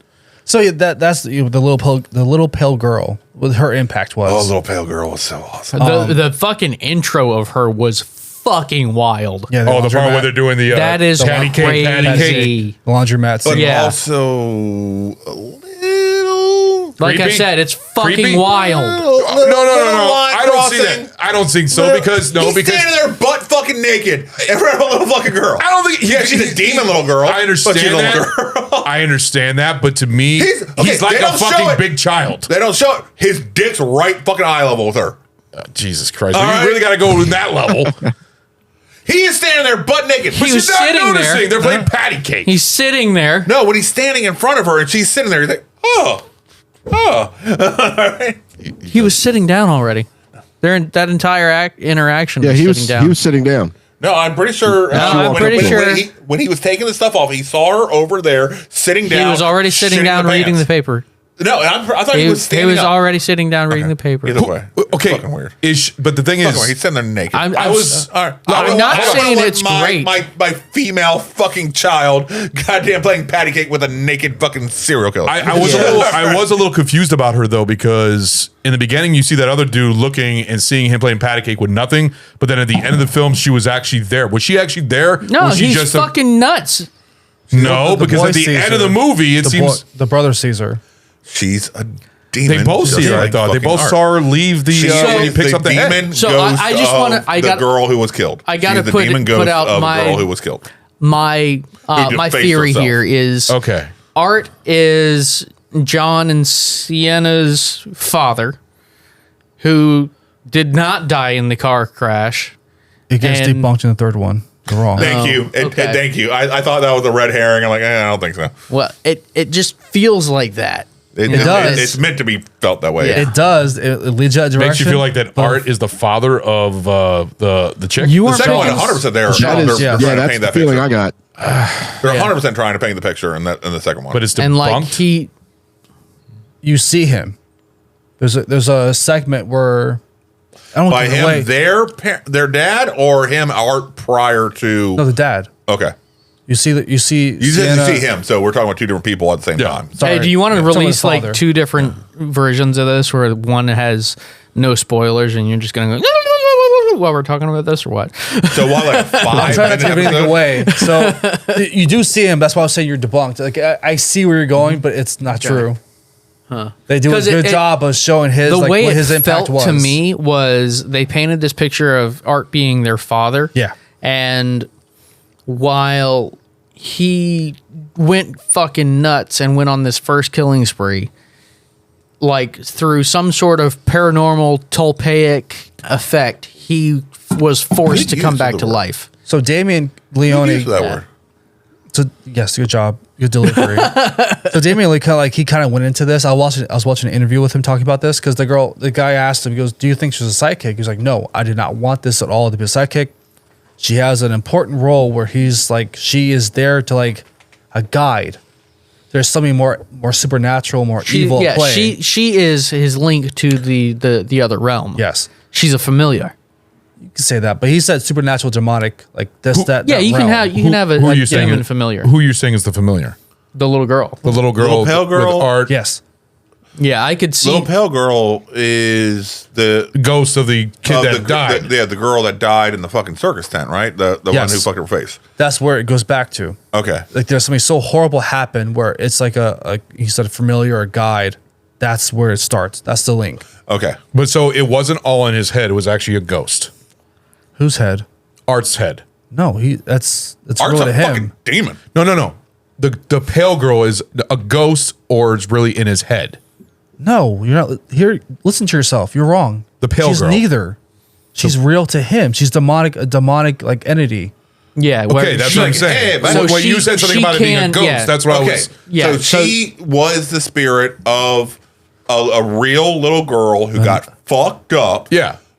And died, and then became demonic. You'll see how in the third movie. Okay, It kind of alludes to this that process. Okay, so she's a corrupted soul. Yes. And she can manifest when she needs to perform yes. tasks, Okay. as we saw To keep in Art the alive. second one. Yeah. To keep Art alive. Chooses to chill here, on Earth during those times and stuff like that. Hence why the dude in the laundromat could see him. Yeah. While he's sitting there just waiting for his shit to be done, but he didn't see Pale Girl. That's what confused me because at the end, the kid, the brother and the sister could see him. Or see her. So that's what she chose. Yeah. Because she's also there to fuck shit up and have some fun. And it adds an extra element to it, like to show how real it really is. And I know that also I heard that the third one actually leads off into a fourth movie. They are planning on making a fourth movie.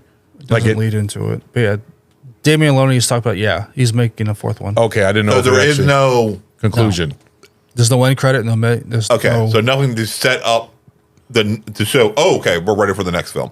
The way at the end of 2, there was that teaser to show. Okay, Art's coming back. I don't give it away, but you don't get that sense, but you know it's coming. Okay, yeah. So you bring up that the pizza parlor scene where the girls are drunk and they go get pizza. They're supposed to be a burger place, but they're both vegetarians. Oh. So they move it to a pizza place. Yeah. How do you guys feel about that scene? Like him coming in there and like, just messing with them. I loved it. I loved it when he walked to the bathroom and they fucking shit everywhere. Spread his shit all over the fucking bathroom. That's a I felt so sorry for the guy that had to clean that up. Yeah, the cook. Yeah. Yeah. But just his little... I want to raise. Just the way that he have the guy smiles. that handles food clean this up. He Really does these sanitary. He puts his face, he smiles. It's just like, that is entertaining as fuck. Like, he's doing a good job being like this little cheery mime. Do you think he knowing would have that killed he's her a if sadistic she killer. had just been like vibing with it and said, "Oh, thanks for the ring"? It's too early. It was too early. This clown's got no mercy. Yeah. He was wanting to fuck with them. Yeah. But then he had to kill the pizza people too, so. And spread- and They kicked shit him all out. over the place. Threw him out jazz style. Prince of Bel-Air. Yep. But yeah, so yeah, you get the pizza parlor scene, and then it goes into this isn't working. I think the house that the guy's doing the roach bombs or the bug bombs in. The warehouse. Yeah. Which most of the movie takes place when you think about it. So I love how the road and that whole area is so empty. There's no people there. There's this empty, and obviously there's no money for extras and like all that stuff. So when the ambulance goes by, that's real. That's a real so when ambulance. he's walking out and he's got that bag and everything after he's just killed and the ambulance passes by, that's completely real. So That's they real. just filmed that. That's pretty fucking good timing right there. that works great. I thought that was actually for the movie. Yeah, no, that was complete pure luck. That's pretty fucking cool. A little bit, but I can't tell it's because of the chocolate. I mean, or not. So I wasn't eating chocolate. There is a little bit of a different aftertaste. We're just Sorry, we're trying sitting the- here like enjoying your drink, reevaluating. the, What's the timestamp? right now? 40. Okay.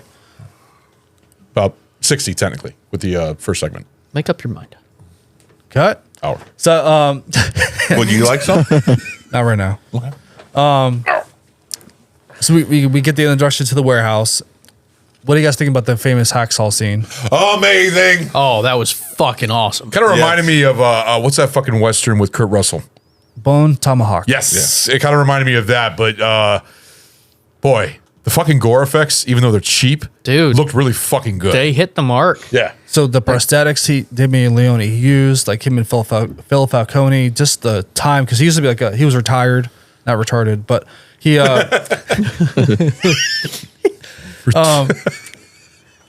you retired. You never go full retard. So he was I just imagine them hiring a Down syndrome person to do the gore effects and just being so happy, just the entire time, just so fucking the happy. best at his job. Yes. And you're just rolling with it. And they're just loving it so much. Fucking, I'm gonna go with it. You know what? Yeah, let's do it. But yeah, I sharpened the saw. I sharpened the saw. It's gonna do so well now. Oh shit, you did. Well, he told me. That's I'm on sorry. me. Oh fuck. So yeah, he's retired, and like he makes all the different stuff. Like when they get up to a scene, they'll like spend a week or two in the basement just work on the prosthetics, the molding, all that fun stuff. Just magic. And they did a phenomenal with job. a $35,000 budget. That's pretty fucking good. Because he was trying to get other people like the makeup stuff. Like he was like, I don't know how I'm going to do this. But Well, like, they it'll take outsourced 3 to a years. lot of sweatshops for it, so They tried to. I'm joking. They tried to. Like this What? for Terrifier 2 for the God damn it, man! They The smaller fingers make so much better. More blood. Fuck. So the scene where in Terrifier 2, that's the perfect example. They aren't above that. Damien was trying to like find this like glass thing, and it was supposed to be like a cylinder thing where Sienna was trapped beyond like The much drowning purgatory. scene. Yeah. So that was whole welded. They wanted like to look into like a magic trick, like the Houdini set. Yeah. It was like $20,000. He was like, nope. So Phil was like, you know what? Let me call some old friends and we'll work on it. Give me about 2 weeks. They fucking used 2x4s and they welded that shit together. They put water in there and it held. They're like, all right, Sienna, you ready? Call it good enough. OSHA? Anybody? So it That's was fucking awesome. just incredible. But On the plus side, if it's barely holding you together but doing it, then it makes it safer. Because if Yeah. It something does. goes wrong, you can just rip on the sides. Yep. but it looks so real though. Yeah, they did a great job. No, Shots they did was that just fantastic. hanging, Great. but still that hanging Great body. fucking jingle. That jingle was so fucking amazing. I loved it so much. Oh, the clown. Yes. The Clown Cafe. Yes. At the I loved Clown it Cafe. so fucking much. I'm gonna have that in the episode. I was singing that to myself On the way to work. forever. People look at me like, I got the soundtrack. fuck you, you don't It's a know. little funny. Join the Clown Cafe. God. They did a really good job with that. Actually. That scene was they spent crazy. So much money on that dream sequence alone. It's Well, ridiculous. just a fucking woman just playing with the banjo, like set on fire, On fire. and on fire, and just not like jumping all around, just like all jiggly and everything. it is funny, that, though. That was If- Art's happy place. Yes. All right. The minute they set that character on fire, you can tell that they've cut because the stunt double that does the fire is like, I don't know, a half a foot taller. Yeah. Yeah, you can tell the And difference. you're like, wait a minute. It's like that. Oh fuck, was it the movie where it's like the Legally Blonde chick who hops on a motorcycle and they cut away to the stunt performer, but it's a big fucking black guy riding the bike with a fucking blonde wig on. I did notice something with the cafe scene though. Great scene, but you can definitely tell the budget with that because I know the budget for the second one was $250,000. Yeah. but you can tell on the ceiling that it was like Like almost like a- inside of a warehouse or something like that. You know what was actually really a shame? Yeah. The very first kill in Terrifier 2. That was his backyard. that was his backyard. Yeah. The way they shot the scene where Sienna goes into the tank, Yeah, that was his backyard. Word. But the first kill in Terrifier 2, where you can tell that they use CGI instead of doing practical, that actually really, like, that kind of disappointed me. they used actually CGI in the first movie. But not to that effect. Hawkins. They used it on one of the eyes moving in one of the decapitated heads. Yeah, but that was Also Pumpkins, good. too. Yeah. The first kill in Terrifier 2 was almost disappointing. Like, Which one was the first kill? The medical guy. Oh yeah, Chris Jericho. No. No. Him coming out of No, the. the- In the morgue. The Yeah, autopsy. yeah. Sorry. No, sorry. I was thinking about the Halloween store. That wasn't CGI. Wes Craven's store, yeah. Yeah. You talking about the black dude when he that starts the registered when he dude? starts hacking through the side of his head, it all goes CGI and it's really poorly blended. Somehow I missed that. I didn't remember because I remember it seeing. I thought that was actually a pup or actually a body that they used. Yeah, they used a blend of practical and CGI. Oh, but I must the have way missed they that. overlaid the CGI was, you could tell that they finally got a bigger budget, but still went with a relatively new design team. for Well, the I do CG. have to ask this about the third one. Did you see a lot of CGI in the third one, or was it mainly still more practical? It was very practical. They Okay, actually good. they had Tom helping, and they had this other. I haven't looked up yet, like who I saw. I wanted to stay for the whole ending credits, but it was so late. I was at to go home, but I had a chance to look it up yet. But The I fact could that Tom tell. Savini was a part of it makes me happy to see it now. in his pants. So when he has a special cameo, there's also other cameos too. There's a scene where Santa Claus and his at a bar and two other people. You're gonna just be so happy. It's just so fucking magical to see him on screen again. But Billy Bob Thornton and Little Midget. Close. Really? Okay. All right. You're gonna be so happy. Okay. But just seeing like Tom Savini had like special cameo. Like I saw him. There's this huge incident at the mall where Terrifier is Santa Claus, and he just does something so fucking evil. And in the mall, when Tom goes on the screen, I'm like, I just stood up and started clapping. I was like, yes, and everyone was like looking at me like, what the fuck's this guy's problem? I'm like, go fuck yourselves. I'm hoping. I'm really hoping it's something. I'm not going to say it, but I really hope it's something in Tom Savini's cameo in the mall. What? Because in Dawn of the Dead, he had the leather jacket and everything else. It's not. No. Okay, I didn't know if it was like an ode to Dawn of the Dead because it was in the mall and everything like that. Okay, just him. All right, cool. Him help out with the movie because I always notice him though in any movie that he's in. Did he help out with the movie? Do we know? Did he do any of the effects at all? Or was it just, hey, I'm sure he was a just consultant. honoring a fellow special effects driven I guy? guarantee he was a consultant. Yeah, I think he was because Damien, he met him in like middle school. And he was watching like Nightmare on Elm Street Part 6. And before the movie starts on VHS, there's a special homage to Tom Savini doing all the special effects and the practical stuff. And he saw that and fell in love. So he went to the Comic-Con and met Tom Savini. His mom like bought like the makeup kit, the special stuff, and like that changed his life right there. I love Tom Savini. So he paid attention to everything he does. He learned by himself to see like, hey, how do you do that? How can I do that? The makeup and like all this different stuff. It changed his life. Okay. So I love how he's such a horror geek. He pays homage to the 80s, 90s, and just the classic stuff, and like just to get you that feeling because it's all about nostalgia. And the nice thing about also in the second one is the 80s synth music. Yes. The score. The whole thing is 80s. Fucking love. The whole thing is 80s schlock. Yeah. That's what it is. But you said that on the phone when I called you. To 11 with the violence and the gore and everything like that. It takes everything about 80s schlock that we love from these horror movies. Way too and it's soon. like let us honor that shit. So some of the movies, what? Oh, I actually, since he was bringing that up, can I bring up the top 10? Hang on. Oh, okay, that's fine. Because this number 3 makes 2 look like PG-13. Really? Oh yes. It makes I read a couple PG-13.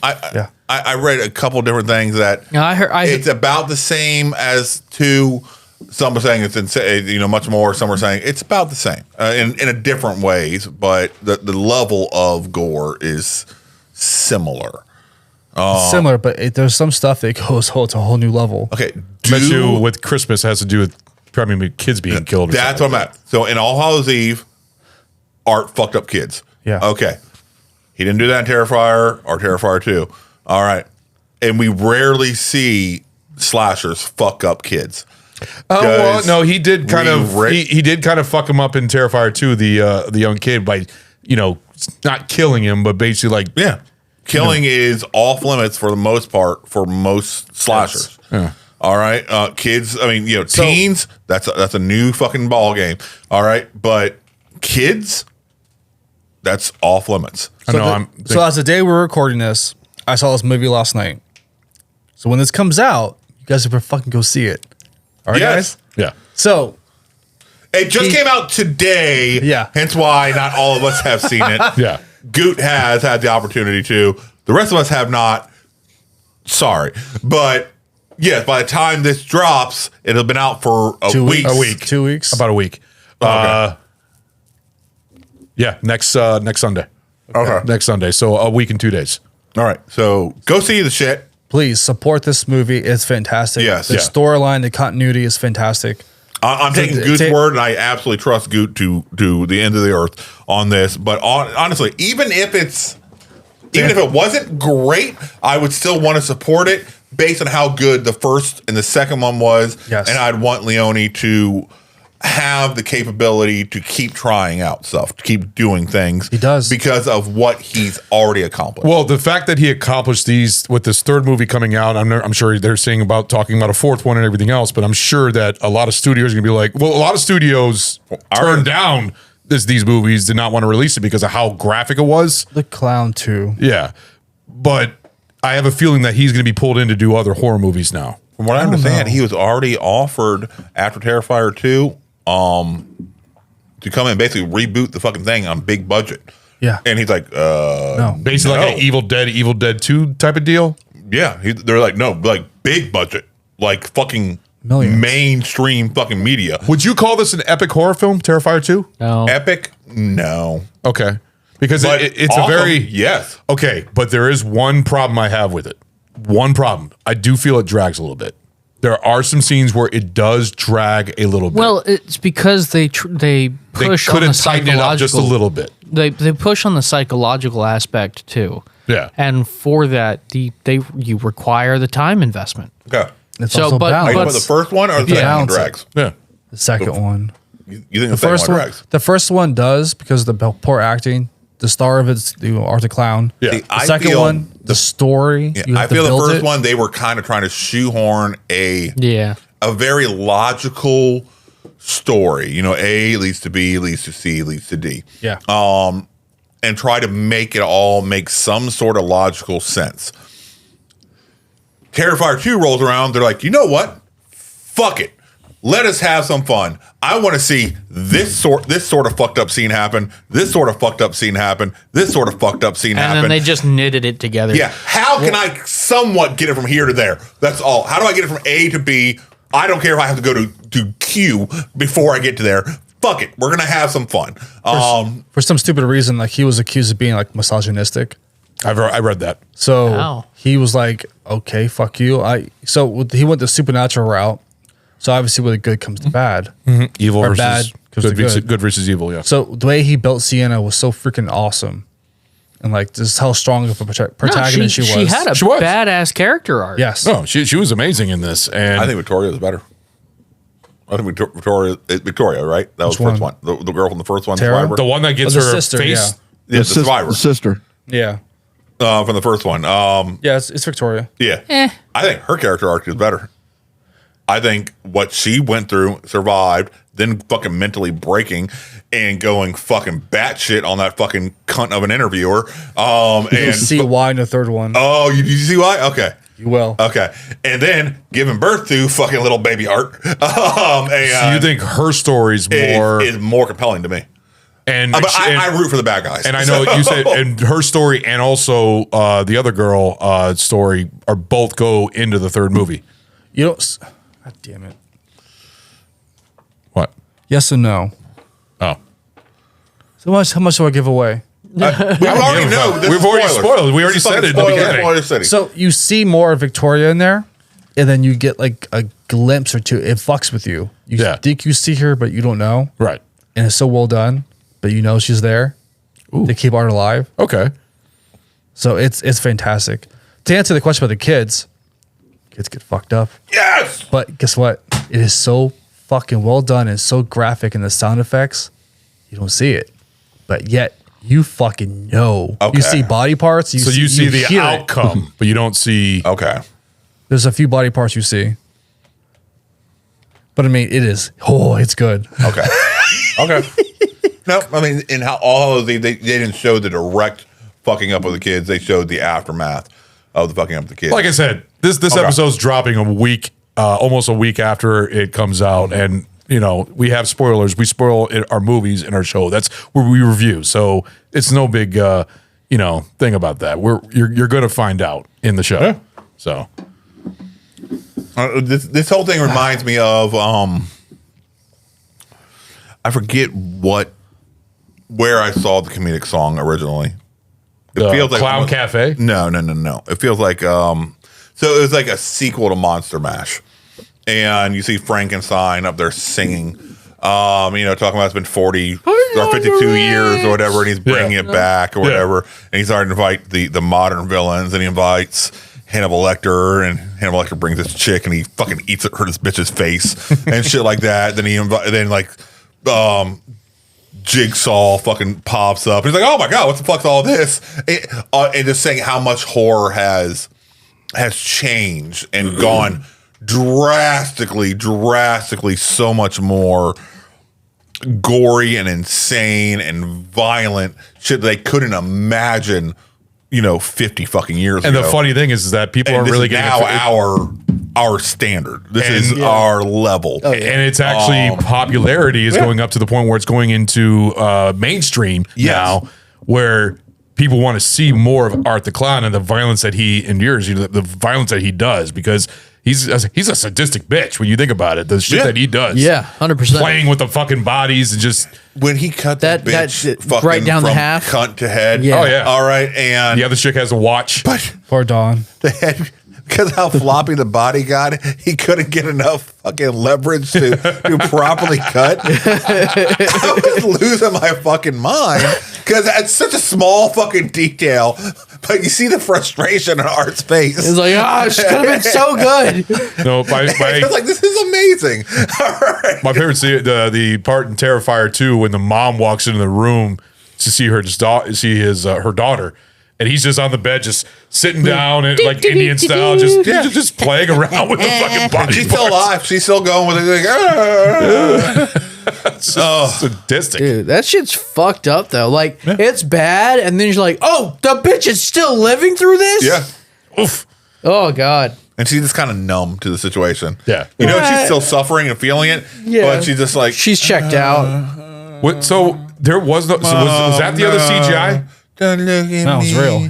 The part when she's walking and her arm is missing, like she got her arm cut off. I'm sure that was a CGI. Oh, no, it was... No, they legit cut her arm off. Yeah, I know that. She had her arm behind her, and it was a prosthetic latex arm. Somehow arm they did a stud. good job. I didn't see that. And then Normally when you it see changed, that. and when they changed the angle, she simply had her whole arm in front. Yeah, of her. you could see the bulge of the torso. Okay, I don't know how I didn't see that. Okay, Honestly, no, they hid the bulge very well. I saw the bulge immediately. I didn't notice it, but Poor Allie. She was. Are we talking about her bulge? She was a small-breasted chick to begin with. All right, and so she looked a little bit more gifted when she lost her arm. All of a sudden, I'm like, oh, she didn't just grow tits. That's where her arm is. All right. No, her arm was behind on her. the backside, and then she moved it to the front. I'm saying you could see at different times where the actual arm was, based on the structure. Yeah. They didn't put a fake arm on her for the shot from behind. It was just her arm in front of her. It's a quick cut. No, They had a stub hang. No, only for the front shot, and that was just a stub here and her arm behind her.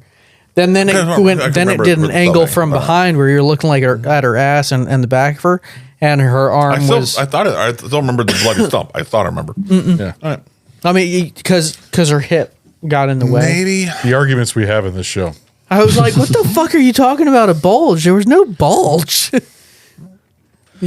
She might be upset if we're talking about her bulge. He might be thankful. I'm glad you noticed. I don't know what they identify as. I'm not assuming their gender. Touche. So back to Terrifier 1, just some of the movies they pay homage to is, obviously Halloween, Nightmare on Elm Street. Is the proper pronunciation homage or homage? I've seen both. It's homage. To me, it's homage. That's what I've always. Homage. I did homage, and I got I a punishment shot for it. apologize. That was an ADHD point for me, but it's always homage. I've heard both, but I'm pretty sure it's of French root, which is homage. That's what I have always. I'm not trying to be a dickhead to you. It just pops up. It's spelled, but it was easy to be a dick to me because when I said it, everybody gave me shit about it. That's because you're fucking Ron. All right, You might have. So yes, homage.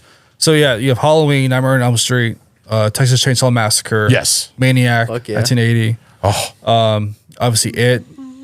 Because Damien, like he said, like he was so inspired by Tim Curry that he wanted to go like something stark different, like black and white, doesn't talk, and just so sadistic in the way he talked, the way his facial expressions were. Yeah. So he killed it with that. Hostel and Saw, kind of, you have homages to that. And definitely with the eyeball scene. Yeah, Silence of the Lambs. Yep.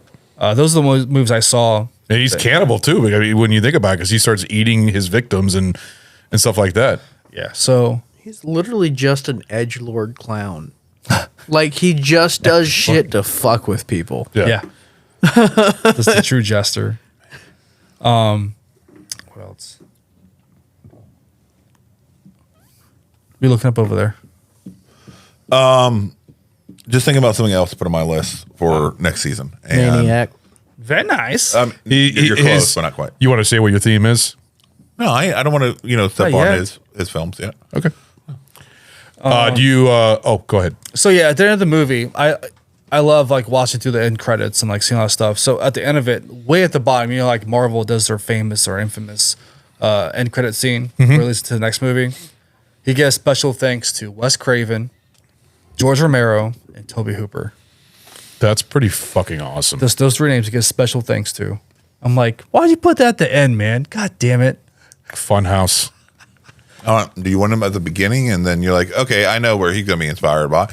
Or do you just want to be like, okay, he is actually paying respect to the giants that came before him. Yeah. And he's standing on their shoulders. Wes Craven, Tobe Hooper. What was the other one?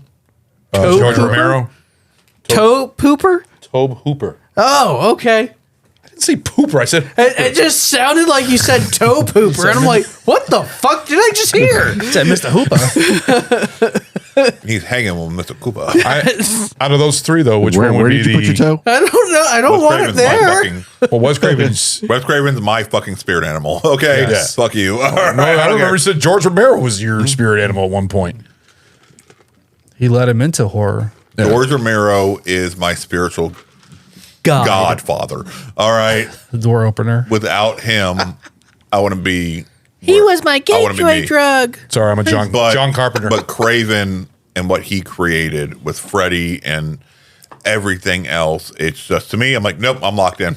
Yeah. Craven to me is the film equivalent of what King is for novelists. Yeah. Yes. All right.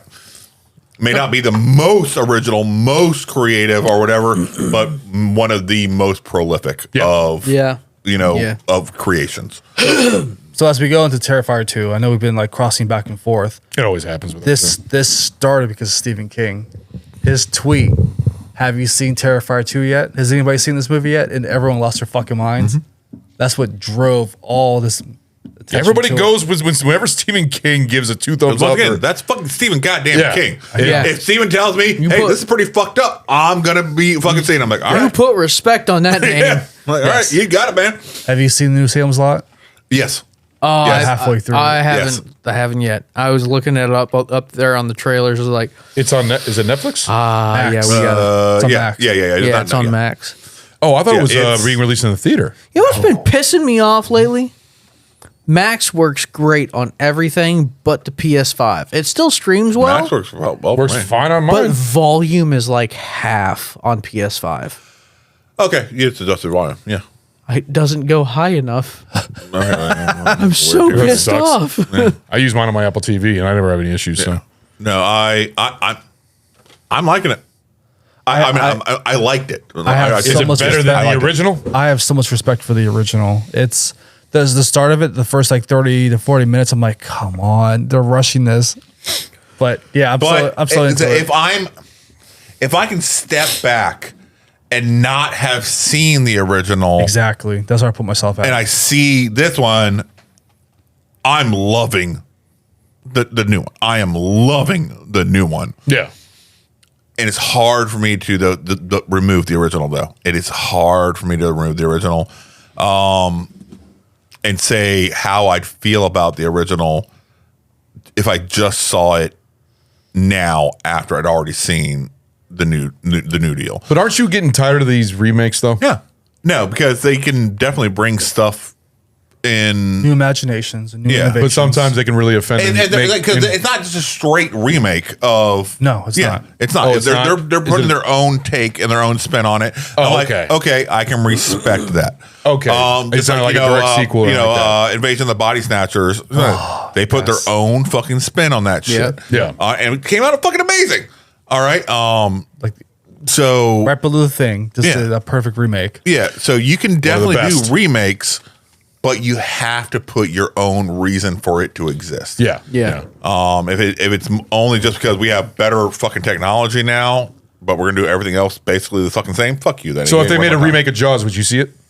If they do a different fucking spin on it, yeah. If Blumhouse made a remake, If they do a different spin on it, and I want an A24, not a Blumhouse. That'd be. Yeah. A24 is really, really, really good for character-driven shit. Where Jaws, I don't know how character-driven they can make Jaws. Yeah, Bruce. I don't know how. I don't know. I'd Shark with a personality. I'd rather put my money in Blumhouse to do a Jaws remake with the budget. Well, and the see, the effects thing that they is, can bring you to would the still table. have the monster flick esque, but it would very much so be more focused on the crew. And then it would be a much like man versus nature type feel than a big blockbuster feel. Who has the rights to? Not that it'd be a bad thing. It just it would the rights to Terrifier. Terrifier. It would be a different telling. It's like Dread Central. Yeah, so it depends on Okay. what spin you're going for would determine what I would like to see. Screenbox, has this they can show it on their streaming service. Is any other but any big studio trying to buy it now? They can make a deal for it. I was just curious. So back to Terrifier. So Adam, this is your first time seeing this, right? Yes. So discuss it. How'd you feel about the first Terrifier? It was terrifying. All right. Hold on. Let's clarify. Sorry, I put you on the spot. I want you to say something. So, are you a big horror fan? I'm more getting into it. Anna is a really big horror fan. Okay, I knew And Anna was. over time, I've been getting into it. So she's opening your world, watching basically. stuff with her. Yeah. This one though, the first 20 or 30 minutes of Terrifier were good, and then it just seemed to fall off for me. Okay. I think I fell asleep after like 45 minutes, and I mean I woke right back up, but I was just like I was fading in and out. It just Dawn just killed it for me. I could not stand her. it's hard to play drunk, act drunk on screen. Yeah, she just annoyed the hell out of me. Is Dawn the blonde? the blonde one? What's wrong with method acting? Just show up hammered. We're professionals, guys. She's actually the lead actress in Return to Nukem High. Is she? Why do you have such a judgy face on? The Art the Clown was fantastic. In both of the movies, I had no problem with him. It was just the other actors did not compliment what he was putting out. No, they didn't. I just could not stand. Tara was fine, but Dawn just killed it for me. Okay, I will admit though, it felt kind of nostalgic for like the old cheapy slasher by having that low level of acting though. I understand what you're saying, but to kind of me, gave me the warm fuzzies. It didn't do that to me because actually the acting in this, like the kid, I couldn't stand the kid. When I watch the 80s acting, I don't know, there is a huge difference between the acting of nowadays than was the 80s. Absolutely. It seemed a lot more over the top of the 80s, so it didn't seem bad acting, even though it was. Compared to nowadays, it actually, I don't know, I can't really explain it, but like the kid, I could not stand the kid. I thought the kid was a horrible actor, the brother. But everything else, sorry, I didn't mean to interrupt. Go ahead, Adam. No, that's fine. So that was the biggest problems I had was just things like, and just that some of the scenes where like, they're hitting with a board and then they just stop. It's like, okay. That's what I meant. They're from LA. They have to be. Right. It's like they don't know how to finish the job. That is 80s slasher horror right there. I know. Yeah. All right. That is what you, if you are a fan of 80s it's so slasher horror. infuriating. It is. It is. But they should have learned something from 80s slasher horror. That's why Art's response was so fucking genius with the gun. They may be like, okay, 100%. they're trying to give homage to 80s slasher horror, but they should have learned from it and know to finish the job. They didn't watch the movies yet. Yeah, that's what these kids need to do these days. Watch The old mom, slashers. the fucking homeless mom. The cat lady. Oh yeah. The fact that she was called Cat Lady. I didn't like the fact that she was called Cat Lady. I know. I didn't see any cats. Exactly. I didn't either. I was like, why'd they call her Cat Lady? Because she didn't have a cat. Yeah, she had a doll. But she didn't have a cat. played And the Exterminator. She played insane so fucking well. She did. She did a good job. She made The David Exterminator. The Exterminator's acting was a little weak, but it was definitely I got The Exterminator. That fit though. The Exterminator definitely gave vibes that like I've been acting in porn for a few years and now I'm trying to do something regular. He actually, and like he actually or played 2 I am clowns going to in go previous- act in more porn after this. He played 2 clowns in what? In the previous year, before this came out, he actually auditioned for Art to Clown. Because he'd it's a good thing you didn't make it. Yeah, because David was the 6th one to audition for it, and he got it. Okay. Yeah. I felt like it would have been just like a buddy situation. Exactly. He's like, I'm making this. Hey, Chase, you want to play a fucking serial killer? Right. Bet. All right. I love how he got the. You heard how he got the job, right? When he was doing his test screening. No. When he was doing his test screening, and he was like eating blood and stuff like that, he reached over and grabbed some salt and added salt to it. No, that's And smart they were like, move. they were like, that's funny. And, That's and a so that's smart why he got move. the job, is because he added spices to his blood. But that's the thing. He added comedy to his. like, but I'd like it seasoned. You understand Yeah, exactly. He added comedy to his killings by just like smiling and being all like, I love this. I'm enjoying just this. so I'm just Yes, an sadistically economy smile. of the happy, laughing mime clown that he was. No, this will 100% give people new phobias. It works so well. 'Cause to see the joy that he is having at other people's misery Entrails. and Oh, pain. sorry. Yeah. I mean, entrails, absolutely. But the misery and the pain that is being fed upon Dude, and making when he joy. threw the salt on that bitch. Oh, yeah. Oh, you son of a bitch. Dude. You had me. You had me. Like And the now only thing you I'm have me. surprised by is that he grabbed bleach instead of lemon juice. Yes. But the bleach, I think. It's on par. Yeah. Yeah. Yeah. I was so happy with that. And the way she thought she was getting away, and he just busted in so happy. So happy. He's like, I pulled you, bitch. Act 2. Oh, God, I'm so happy you picked this movie, Goot. So it really was the acting that kind of That's what took me out of it. It was just the acting. Yeah. That's a good start for any movie. Like with Godzilla -1, we've had so many Godzillas with just, you always say the people sucked. They make -1. I was you gonna care about say. the characters. Like, holy shit, this is how they're supposed to do it. Yeah. But it's a good start. We got to start on the Godzilla, all of them. I'm sorry, Razera. Yeah, she wants to That'd be a watch all of long- the. So I'm like, yeah, All of them? We're gonna start OG. Whoa, that's What are there 54. like? Isn't there like 40, Yeah. 30 or 40 of them or something like that? You're going to 20 have something. some time, buddy. Oh yeah, no, it's, Okay. It's a drawn out plan. We're not just Gojira. gonna like. No, it'll be a fucking- fun time. It's going to be a fun time. No. But, okay. Voltron and Godzilla. Especially with a little bit of green that enhances. Things like that. I am envious. I am envious. All right. You saw Godzilla -1 in the theater, didn't you? Oh, yeah. And that was amazing Great to film. see. So- I've Color heard and it's black and white. fantastic, and she did too, and that's why she wants to from the top. You know, I've seen it in color and black and white. Which one's better?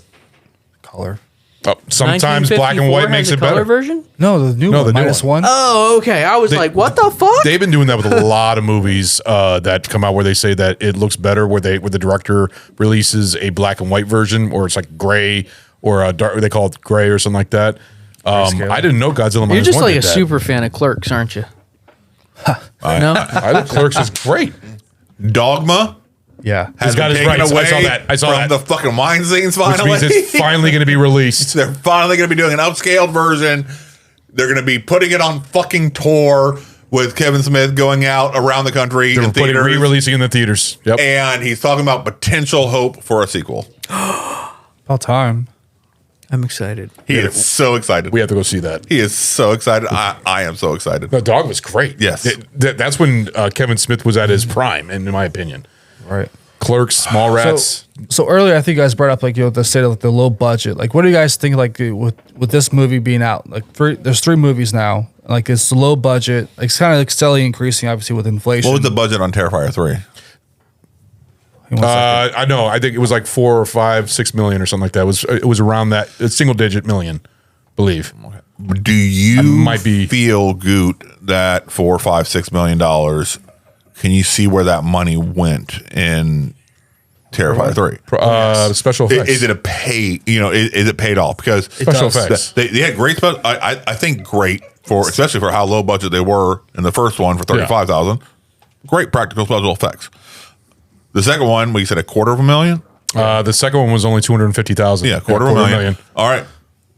Much better special effects. Yeah. All right, but they still went a long fucking way with only $250,000.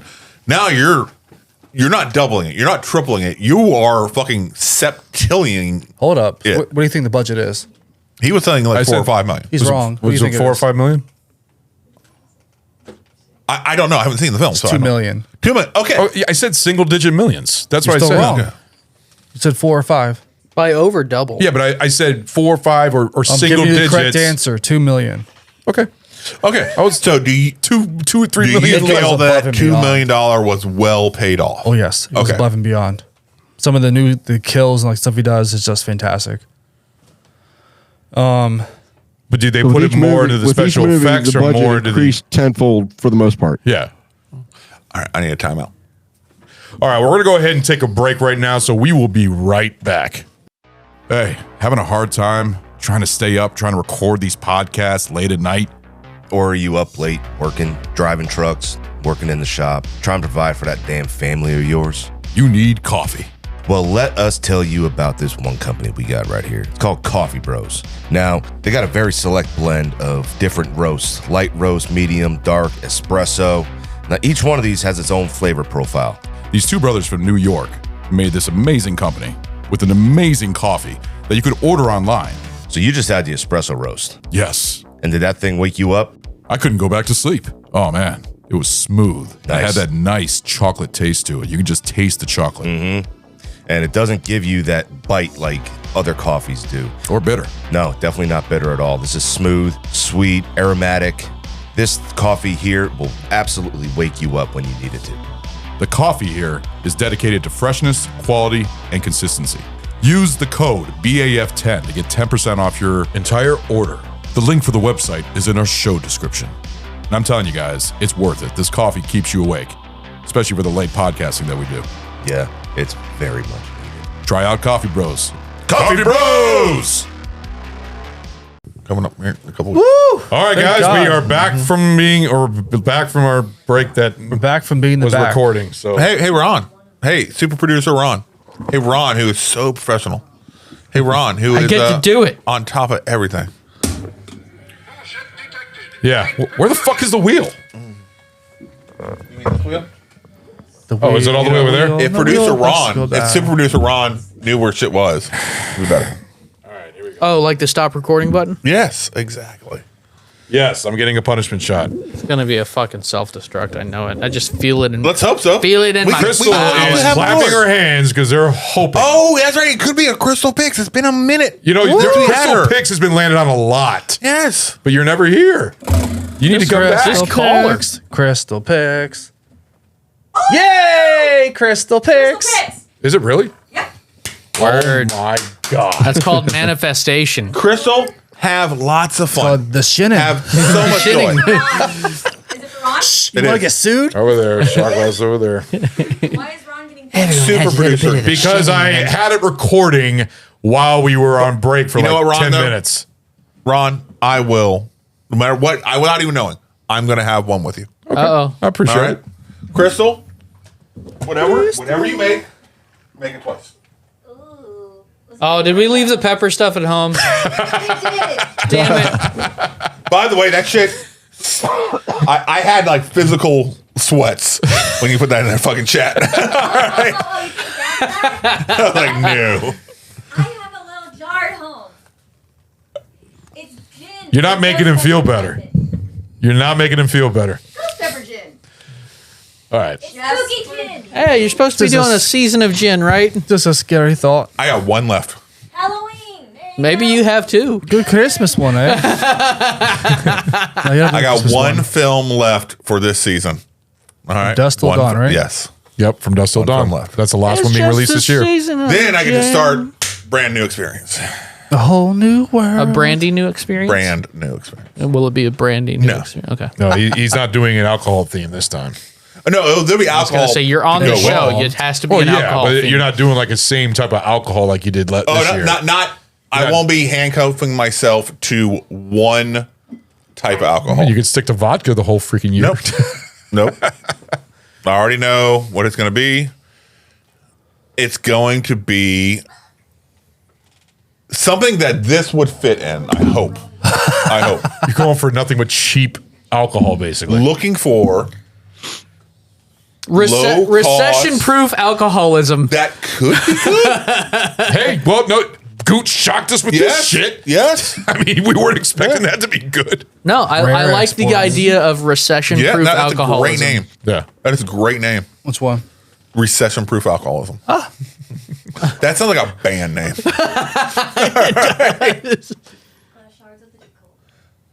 What? So, yeah.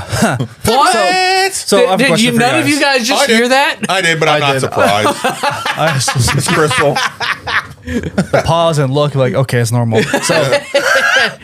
So another question I have for you guys. So in Terrifier 2, you have Allie's death. It's been described as one of the most brutal deaths in cinema history. In the bedroom, right? Yeah. Yeah. Okay. Do you guys feel like that's like the effective way for horror? Or did it like verge of going too far? I mean, it was pushing the envelope, but quite frankly, the shock factor wasn't what they were after. It was really trying to get this visceral, trying to relate to this character, where you weren't just like, oh no, and that's it, because slashers have relied on that for so long. It's like, oh Jesus, and then it just kept going. You're like, holy fuck, this is demented. That's the key right there. Well, the fact is that's the key. The length that they went through. Every time changing like, a weapon. Oh, this is it. Oh no, this is not it. Yeah. Oh no, this is not it. Yeah. Oh Jesus fucking Christ. He is very creative. No, his weapon. Oh, here comes the bomb. Oh, okay. Oh, we'll get the scream. No. Oh no, bitch is still alive. Oh fuck. Yeah. This is not over yet. And plus, he kept changing a weapon almost every single time, changing the way of killing, and then just thinking, like you said, what the fuck? And it is very serial killer-esque. Like they're trying to figure out what works for him. Thank you. What's really doing it for me, kind of thing. What am I feeling at the moment right now? Yeah. All things just changed. Maybe something different. He was having a great time. Fucking watermelon. Yeah. Prost. All right. Cheers. Diboja. Oh, that is sweet. And it got some heat to it. So what all is in this, honey? It's got watermelon. I know that.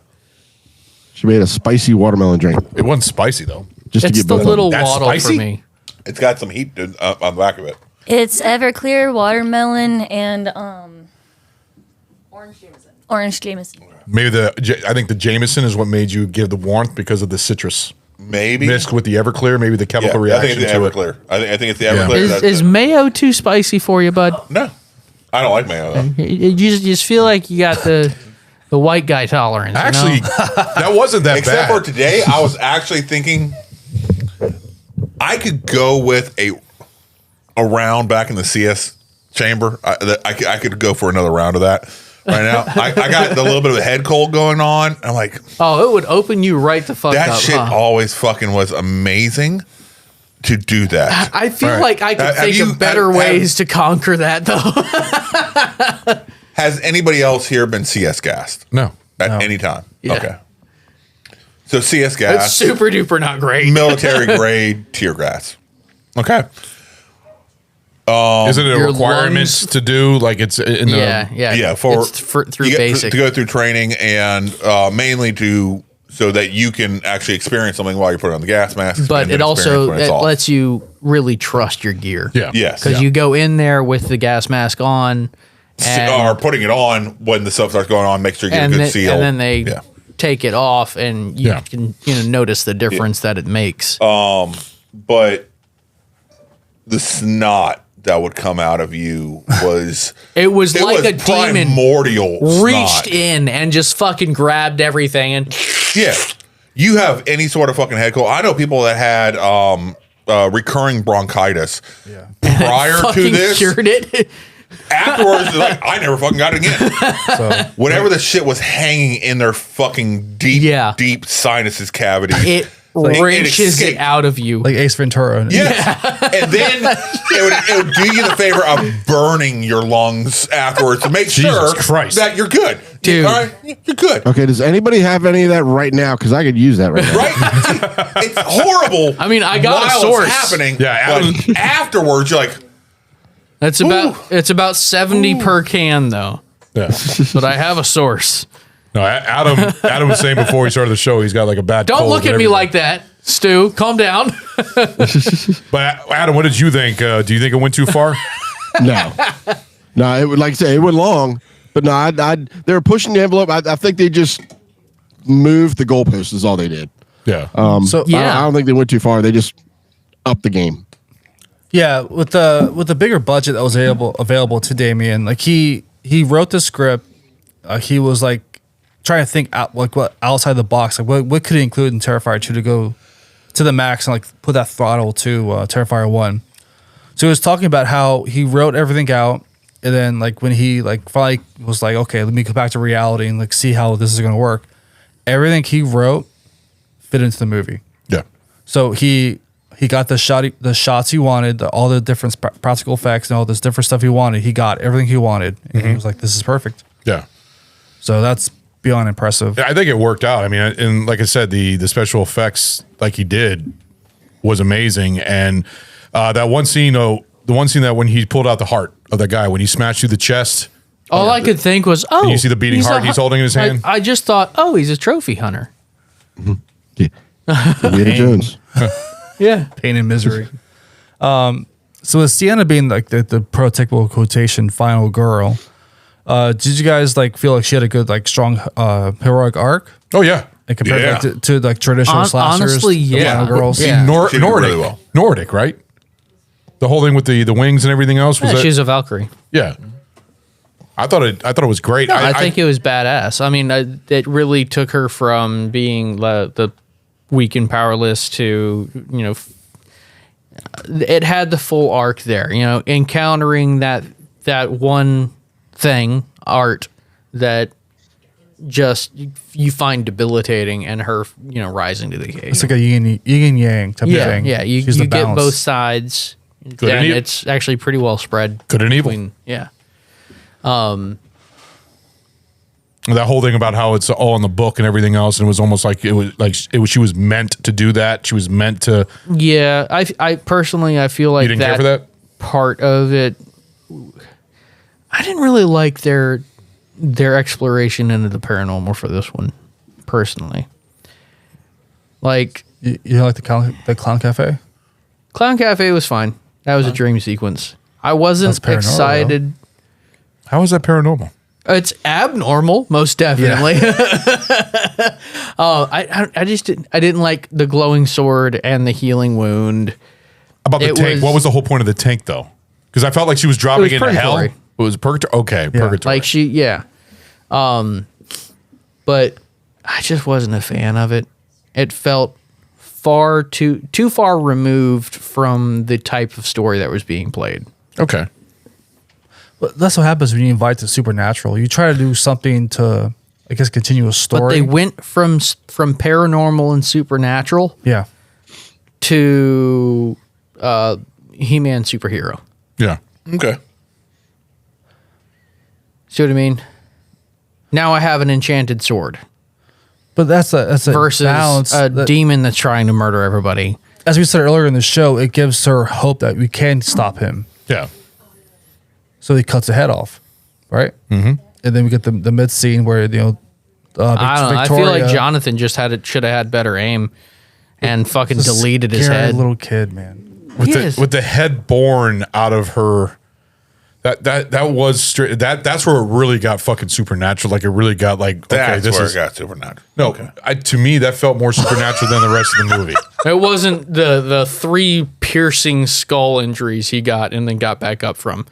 I mean, people have survived. It wasn't the very first scene where after he fucking blew his eye out. back of his skull off. He just and then he's rub like, some dirt in it. All right, I'm back, baby. I understand what you're saying. Oh, but your eye got look purty. I understand that. Flashing lights. It wasn't supernatural. Okay, it was supernatural, but what I said is it went even more supernatural. Like I think 10 times more when you see a head born out of the.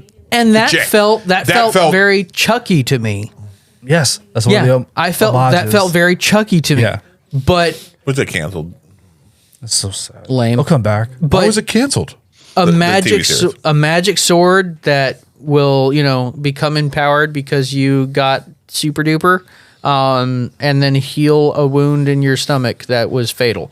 That's a lot more 1980s superhero action film, and it's just not even the same genre to me. Well, they kind of incorporate Carrie, like her arc.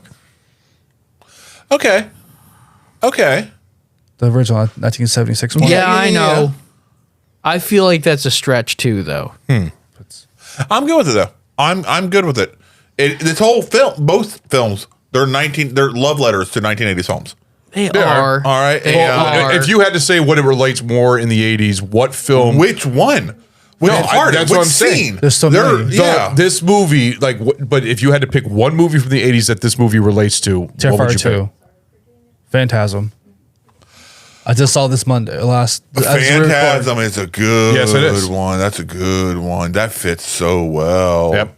Because Phantasm itself was somehow a love letter to 80s films. It was. Well, Phantasm In the 80s. I don't know how Yeah. They got away with it. Yeah, I know. Yeah. Oh, Phantasm was so fucking good. I love Phantasm. Tall Man. Okay. Tall Man was cool. Yeah. Tall Man will fuck your shit up. Tall Man got balls of steel. I was like Suspiria, the dreamlike effects. I want to see that. That's a good movie. I haven't been able to see it yet. That's on the list. You talking about the original Suspiria? 77. Yeah, the original from Argentino. Is it Argento? Yeah. I had a really good, strong sense of color with that movie. That movie had a very the color palette in that movie was great. The new one is just completely different from the first one. Though. Have you ever seen the new one? I've or the heard original? they are vastly different films. They are very different. The first one's very colorful. The second one's a little bit more dull and a little bit more up to speed, but very different story. But it's Witch. That's basically what it is. Ballet Clown Witch. Cafe. Yeah. What was that? I want to go to the Clown Cafe so much. I want. Imagine how fun Check this out. Check this How out. good that fucking food had to be. So bad, but You so mean good. like a legitimate clown cafe to go and eat at? Yeah. I'm pretty sure that's a thing. Hey, what's that? No, I was going to let you Ron, guys. Ron, what's that, Ron? I was going to try. Ron, what's that, Ron? The two? No, I was trying to put this song share on. it. I was going It to is. let you know. Share your screen and do that with producer. But we normally say, hey, I'm going to put something on real quick. I'm going to clarify this. Just as everybody, instead of just a random fucking noise that's coming up. That was an accident. I was going to So let you guys. you weren't being professional. Yeah. So either way, You phone just interrupted, confessed. spin the wheel. I'm sorry. I was going to try and No, talk it's you fine. out of It's it, fine. but It's you, fine. I'll you spin done the wheel. did the thing. I'll spin the wheel. I think your bearing's going bad. Uh-oh, your ball's dropped off. Penis! It is. Cock shot. It That's is a cock shot. we need that gif of the referee standing up to just pop up on the You screen. know what? That's What a the penis. Fuck, man. I've been getting this cock shot way too much. Who would you like to fill the penis? The great powerful crystal. Wow. I think he's like, That way fuck Ron can you. drain the penis. Fuck you, Sammy. You can assist as well, please. Enjoy the fun. I thought you did. Oh, you got two ladies grabbing the shaft. So, is he named Art because he is artful murder? No, because he's an artful dodger. All right, can I play this? Yeah. There you go.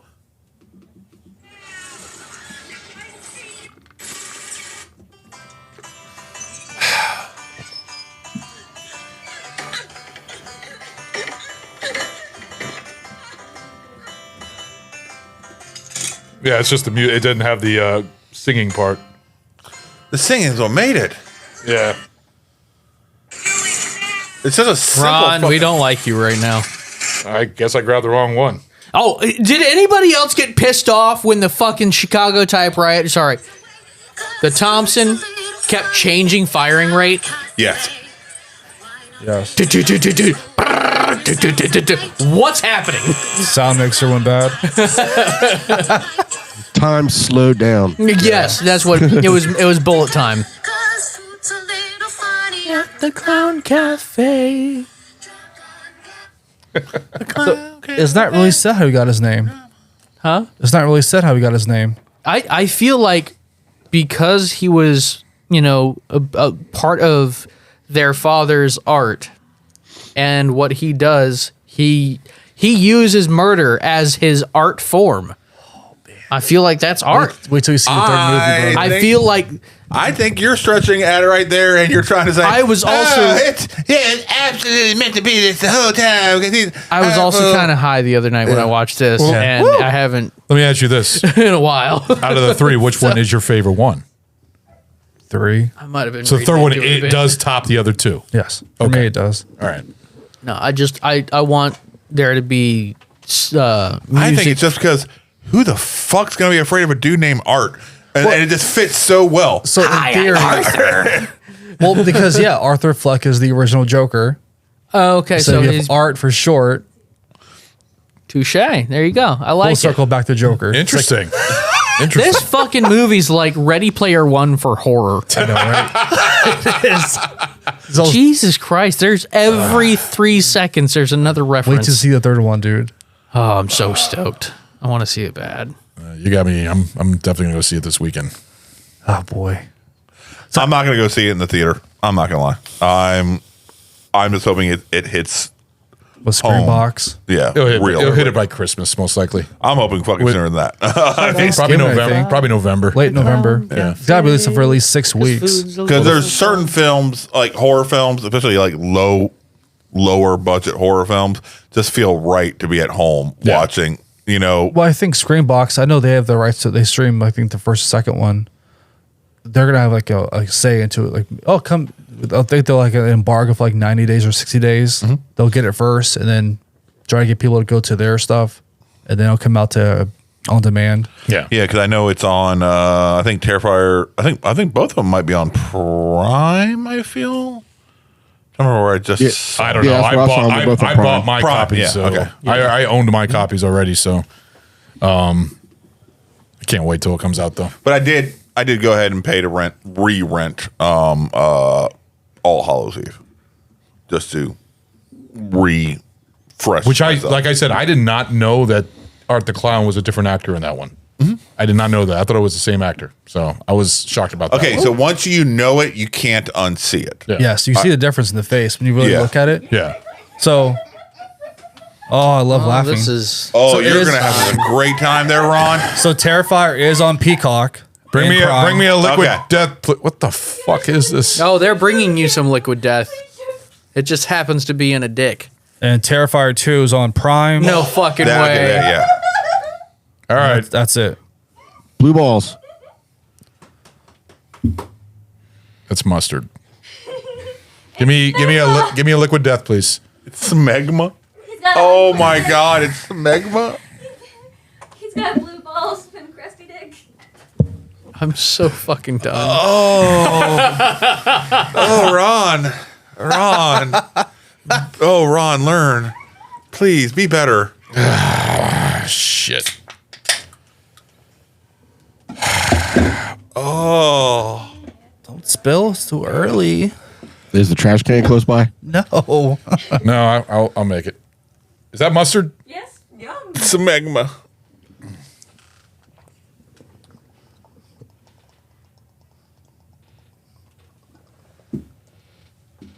He did that great. Like he's, used to dealing with it. It tastes like mouthwash. The fuck is that? And then with the mustard, that's not a good mix. It's really just the blue toilet stain and water. Oh. So, Shudder. I feel Joe Bob minty fresh. Did All Hallows Eve last year, I believe, last summer. Last Okay. drive-in. So it was available there.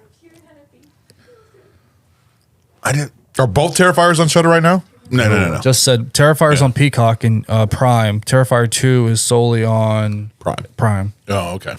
Or buy it somewhere else. Prime is so fucking the idea. I'm sorry. I'm just blown away by the time that we live in right now. I know the access to all the movies, everything, basically on your phone too. Yeah, you can watch your It's movies just about fucking anywhere. Crazy. I'm still the old school time. though. I prefer going to the movie theater. I do love the idea of a movie theater. I don't love the idea of dropping the sort of cash for the movie experience nowadays. It's too expensive.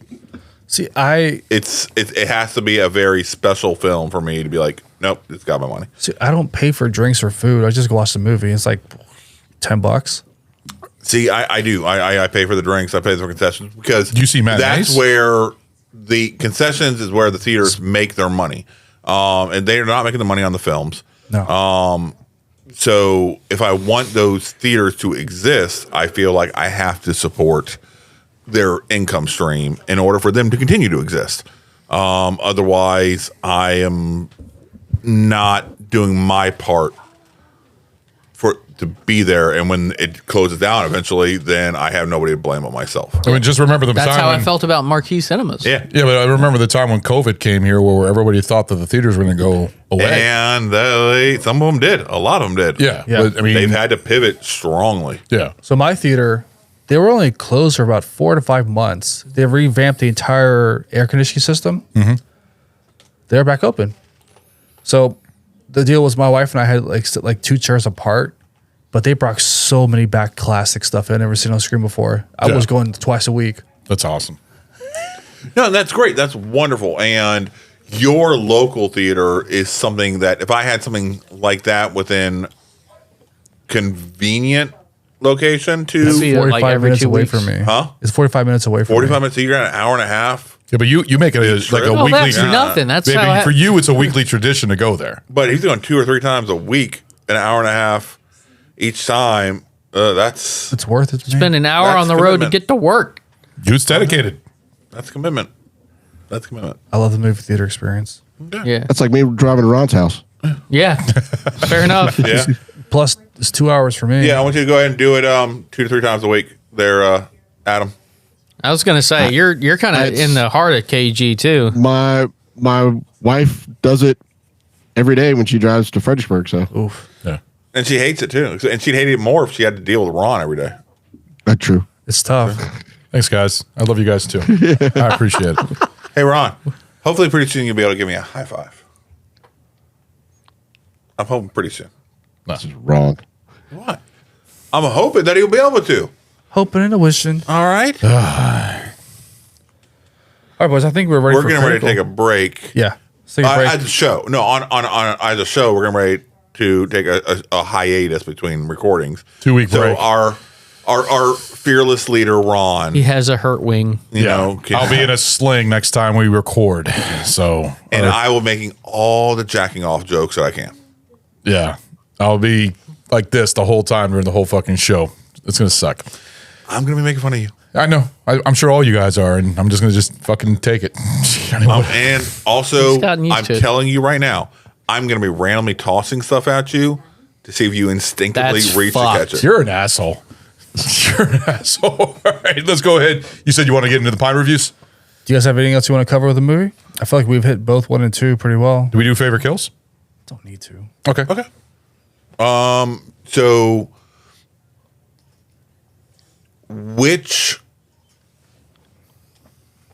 which Terrifier, which art do you feel was scarier?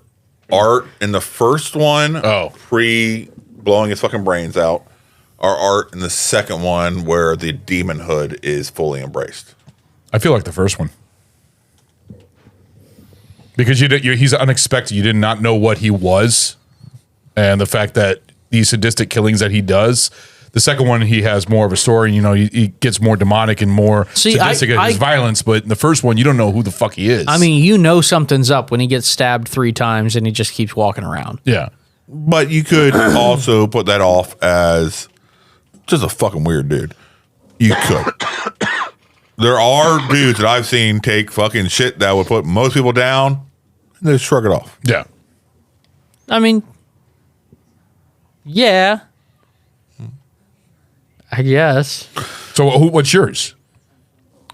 I'll answer after everybody else. That's why I fucking asked the question. Isn't that traditionally how we fucking do the questions? Not really. There's times where people have asked a question and they automatically answered when they ask. It's not everybody's like not everybody's like you. I think I enjoyed him more in Terrifier 2. Okay. It was more visceral actually. Because it was you're seeing he seemed more of on a mission in the first one, and in the second one it's genuinely seemed like that he was just doing it for the love of the game. And you saw that kind of flesh out. Plus, I don't know how I could have gotten any more joy than when he just fucking deleted their mother's head. That was good. Oh, the chocolate? She was annoying. That was good. That was good. Adam? The second one. I think he was definitely enjoying what he was doing a lot more in the second one than the first one.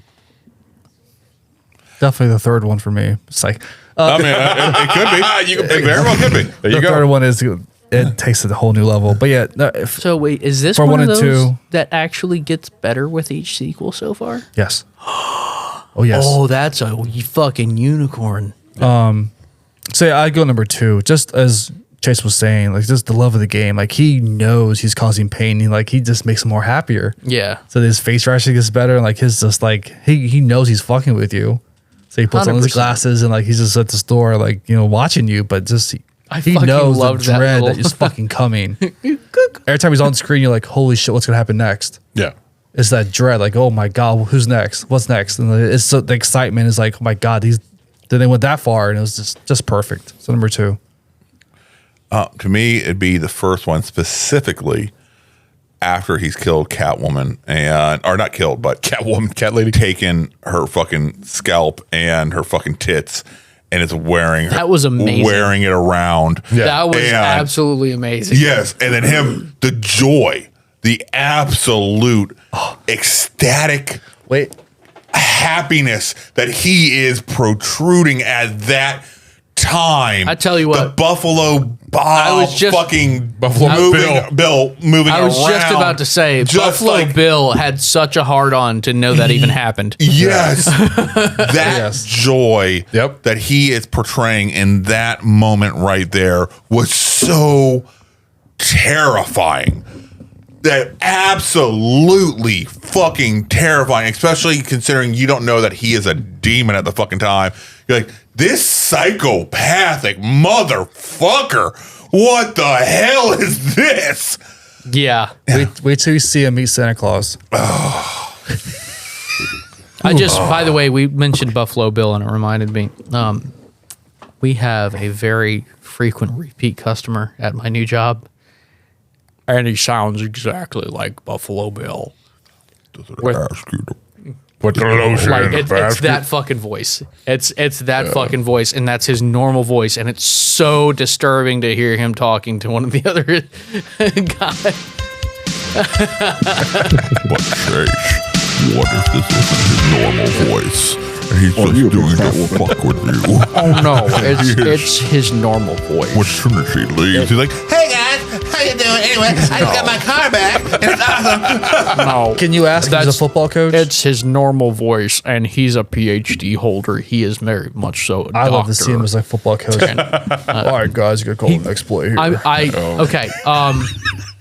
I get to say this on here because people don't know where I work. He's got a doctorate. He is a doctor by title. He looks like fucking Joe Dirt. Oh. Like mullet and everything. And he talks like fucking Buffalo Bill. It is the wildest shit. That's crazy. I'm not gonna lie. If I was well off and a doctorate, that's the type of bullshit I would do to fucking people. I mean, right there. I'm like, I'm gonna fuck a mullet. I'm gonna make it like this to everybody. Nobody will know what the fuck I'm talking about or think I'm serious at all. It's wild. And I really am not trying to make fun of this guy. It's just the fact that experiencing him around you is a wild experience. Interesting. Yeah, so me back in college, I was playing basketball with like all these lawyers and judges in a place I went to college with. And this one guy, black guy, slow southern accent, talked just like Cleveland show. Family Guy. Had a mud, it was just like him, but white. That's fantastic. And he would talk the same way. And I'm like, are you doing serious? a bit? Hi, everybody. He's like, what? No. He's like, what are you talking about there? I'm like, have you seen Family Guy? You know Cleveland? He's like, when you get home, YouTube it for me, buddy. He's like, okay. He came back. I sound just like him. I'm like, That would make me happy. That's funny. So fucking happy. I wish. Cleveland Joe.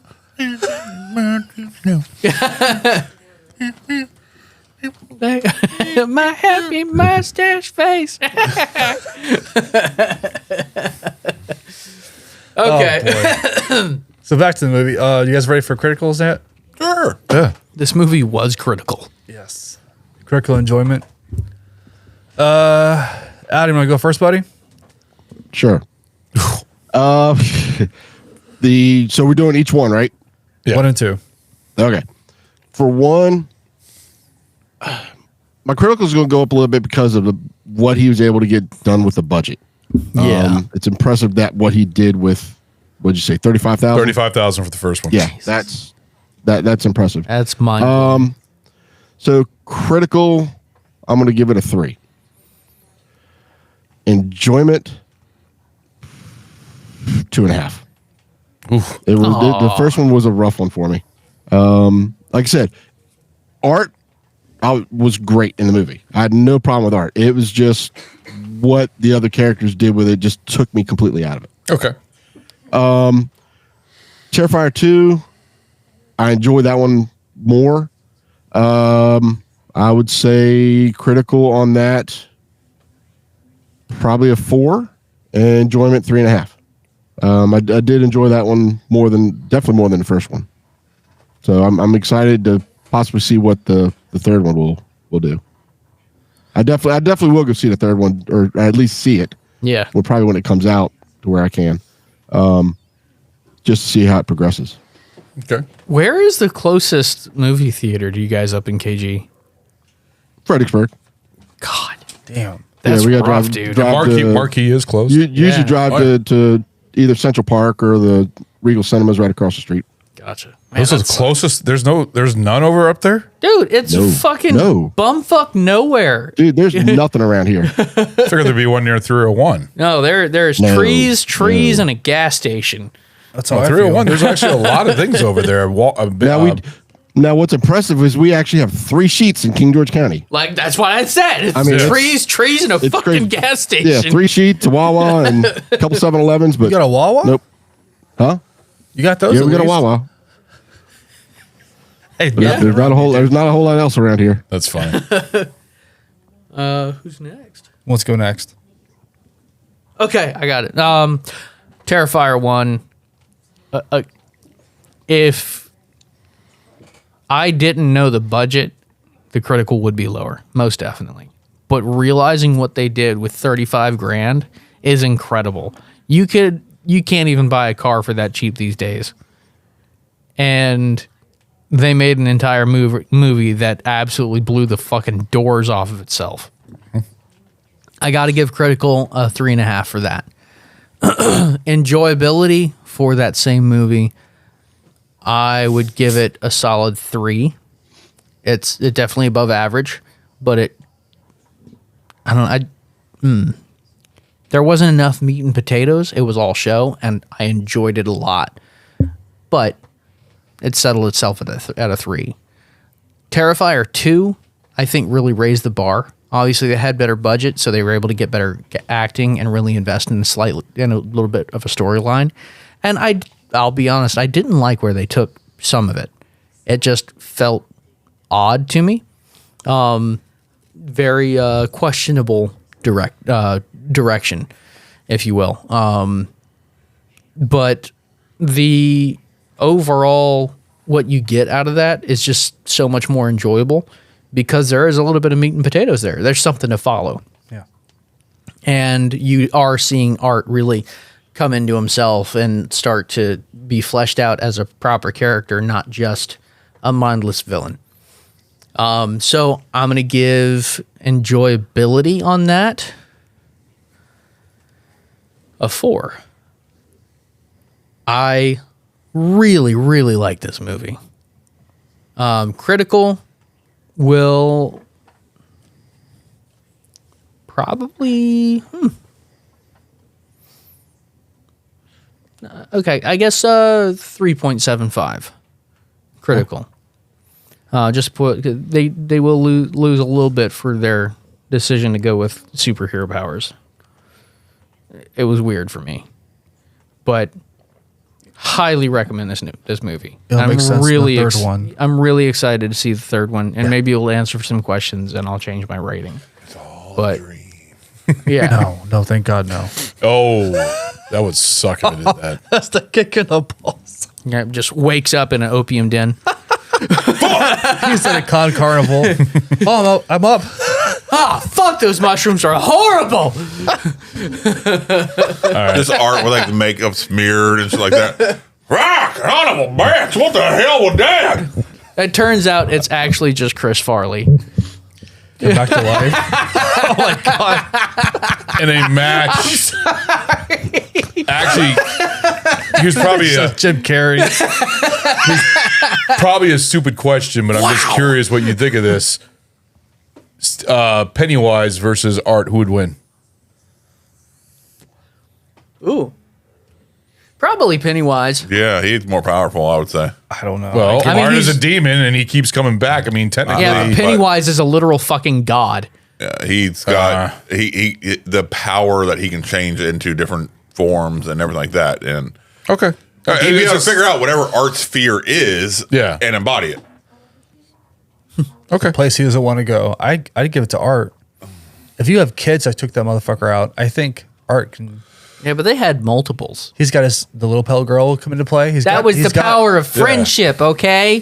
Friendship brutality. And the weird child orgy. Adam, what do you think? Oh, I don't think I ever wanted to hear that series of words. Pennywise or Art? It's in the damn That book. doesn't sound good. Sorry, Christ. I didn't fucking write the shit. Pennywise, I think we definitely get rid of Art. Pennywise would get rid of Art? He'd Okay. wipe the like I go for Art. there'd be a little bit of a build. Actually, I kind of want to see this movie now because there would be enough build up while Pennywise is like, oh, okay, that's kind of interesting. You're actually kind of a viable opponent. Okay, I'm done playing, and just then fucking obliterates him. See, well, the thing with me, See, I'd see in the movie they'd be kind of working together just to fuck shit up. I know, they Pennywise might just turn respecting into- the game. they might just Pennywise turn into respecting the best shit out of friends. Art's game and like that. And he's like, "Okay, Art, hold on. I need some of them still. All right, I'm hungry. All right, simmer down now. No, I kinda like this idea. And then Pennywise fucking Yeah. taking Art down and Pennywise versus spider Art. form. I don't think the thing is Pennywise is. I know you're saying it's a god, but in the movies and in the books, it seems more like a sci-fi, like a He's a weird ass alien thing. Yeah, and Art is a demon. Sorry, his Demon goes his- up on an alien, in my opinion. his arch nemesis is a flying turtle god. I know. So I would imagine that would mean he's kind of on the same power level. Oh no, he's extremely powerful. Just picture Mitch McConnell. Art the Clown versus Space Pennywise. turtle god. There we go. I'll go next on my pint reviews. For the like I said, the first movie with the fucking budget that they had, so it gets a high critical rating. And for enjoyment, also, this is something unexpected that you saw. Yes, it does a lot of homage to a lot of movies from the 80s and stuff like that. Art the Clown was so entertaining just watching him, just his mime and how he does the laughing and you don't hear anything, completely silent, and it was still horrific. So powerful. Yes, I fucking love that He had about him. a huge presence. Yes, and everything about it. Yeah, the actors. I mean, when you think about 80s movies, the acting isn't always good. I still think that 80s acting is different than modern acting, in opinion. But I would say, in fact, yeah, I love this movie. It was fun. It's a 4-4 for me. So I will give it a 4-4. 4 for critical and 4 for enjoyment. I think it does a great homage to the 80s. I think Art the Clown fits in the same genre as the new slashers. I can see a whole group of all the slashers all taking a group picture, and Art the Clown would be in there. It's just, he fits in there. I think he is the new one. Just like Pennywise was a couple years later when the new Pennywise, It Chapter 1 and Chapter 2 came out. For the Terrifier 2, believe it or not, you say that so often in the shows. Yeah, I do. That's just the way I say things. That's the way I do my pod reviews. I don't give shit when you do your pod reviews. Fuck you.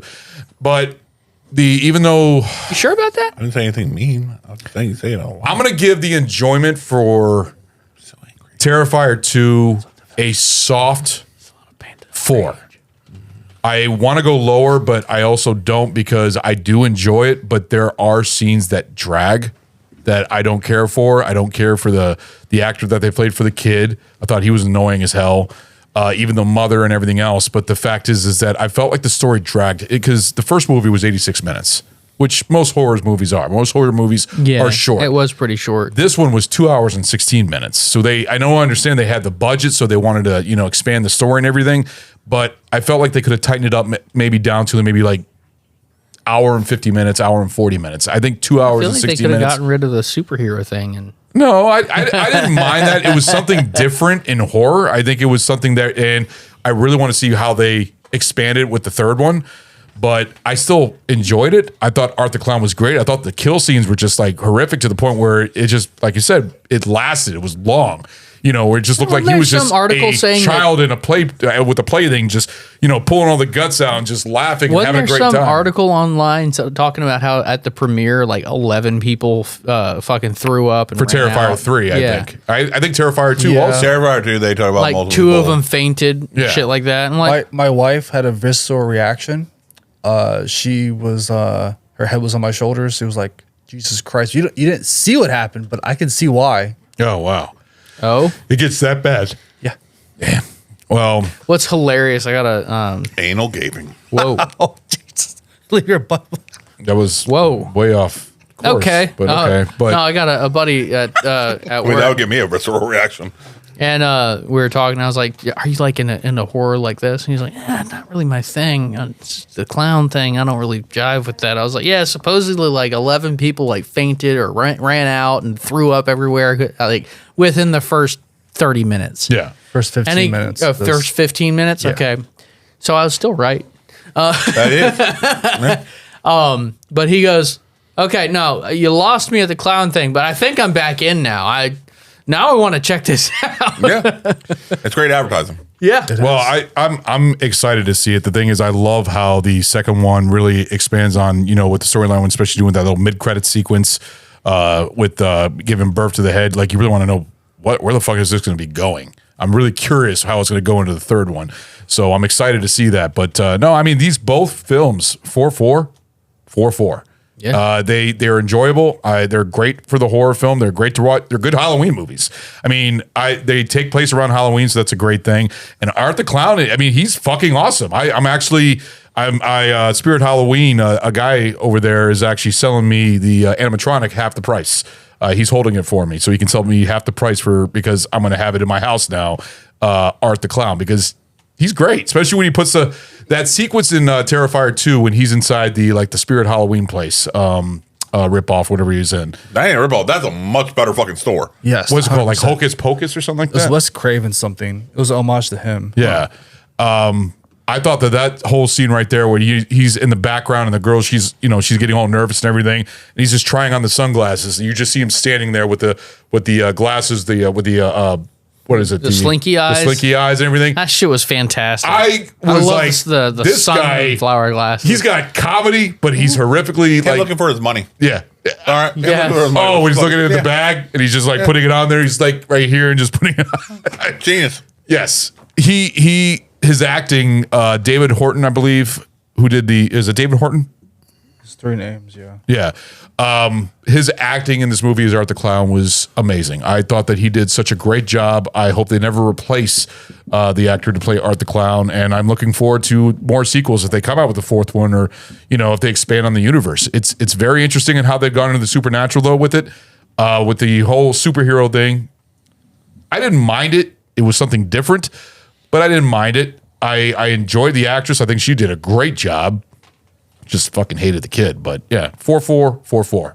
I don't see the problem with the kid. So I think he did a great job. I hate it, especially playing a future incel. Like I know for a fact that kid's gonna He played his role. I thought he did okay. I think he did great for what that character was supposed to be. I just couldn't get into it, but matter of opinion. So, Stu.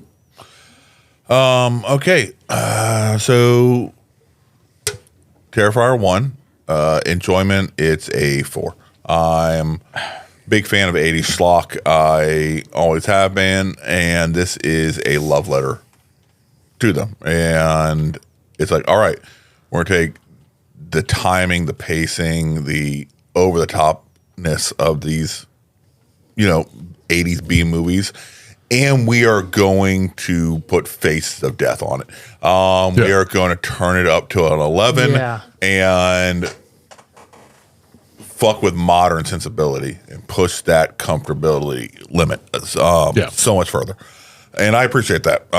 It's all hostile torture porn, but with that 80s slasher vibe. And I was like, this is really fun. Really, really fucking fun. And I always enjoy when it looks like the bad guy is truly, truly having fun. He is doing it, like you said, the love of the game. All right, that is why he is there, and it's believable. And I'm like, yes, yes. He's just having the time of his life. This is amazing.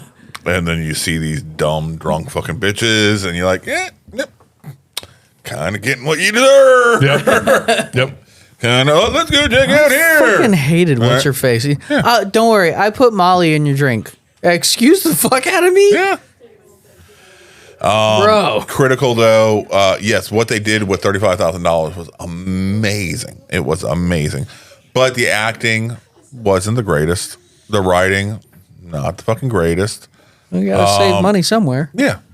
But and they chose not to do it on the special I'll give it effects. a 3 on the critical level, just because there is so many things that could critically be improved upon. But what he did with what he had to work with, phenomenal, absolutely phenomenal. But you got to give, you got to give honest opinions about what was delivered, and there was stuff that could be done better. Yes, it would take him more money. He didn't have it. That's not my fucking fault. So realistically, that's what it is. Much better than what I could have done. I'm not even gonna try to fucking pretend at all. Yeah, that it was genius what he did with so little. Genius. Terrifier 2. The superhero stuff, I didn't mind nearly as much at all. There was some great scenes, including stuff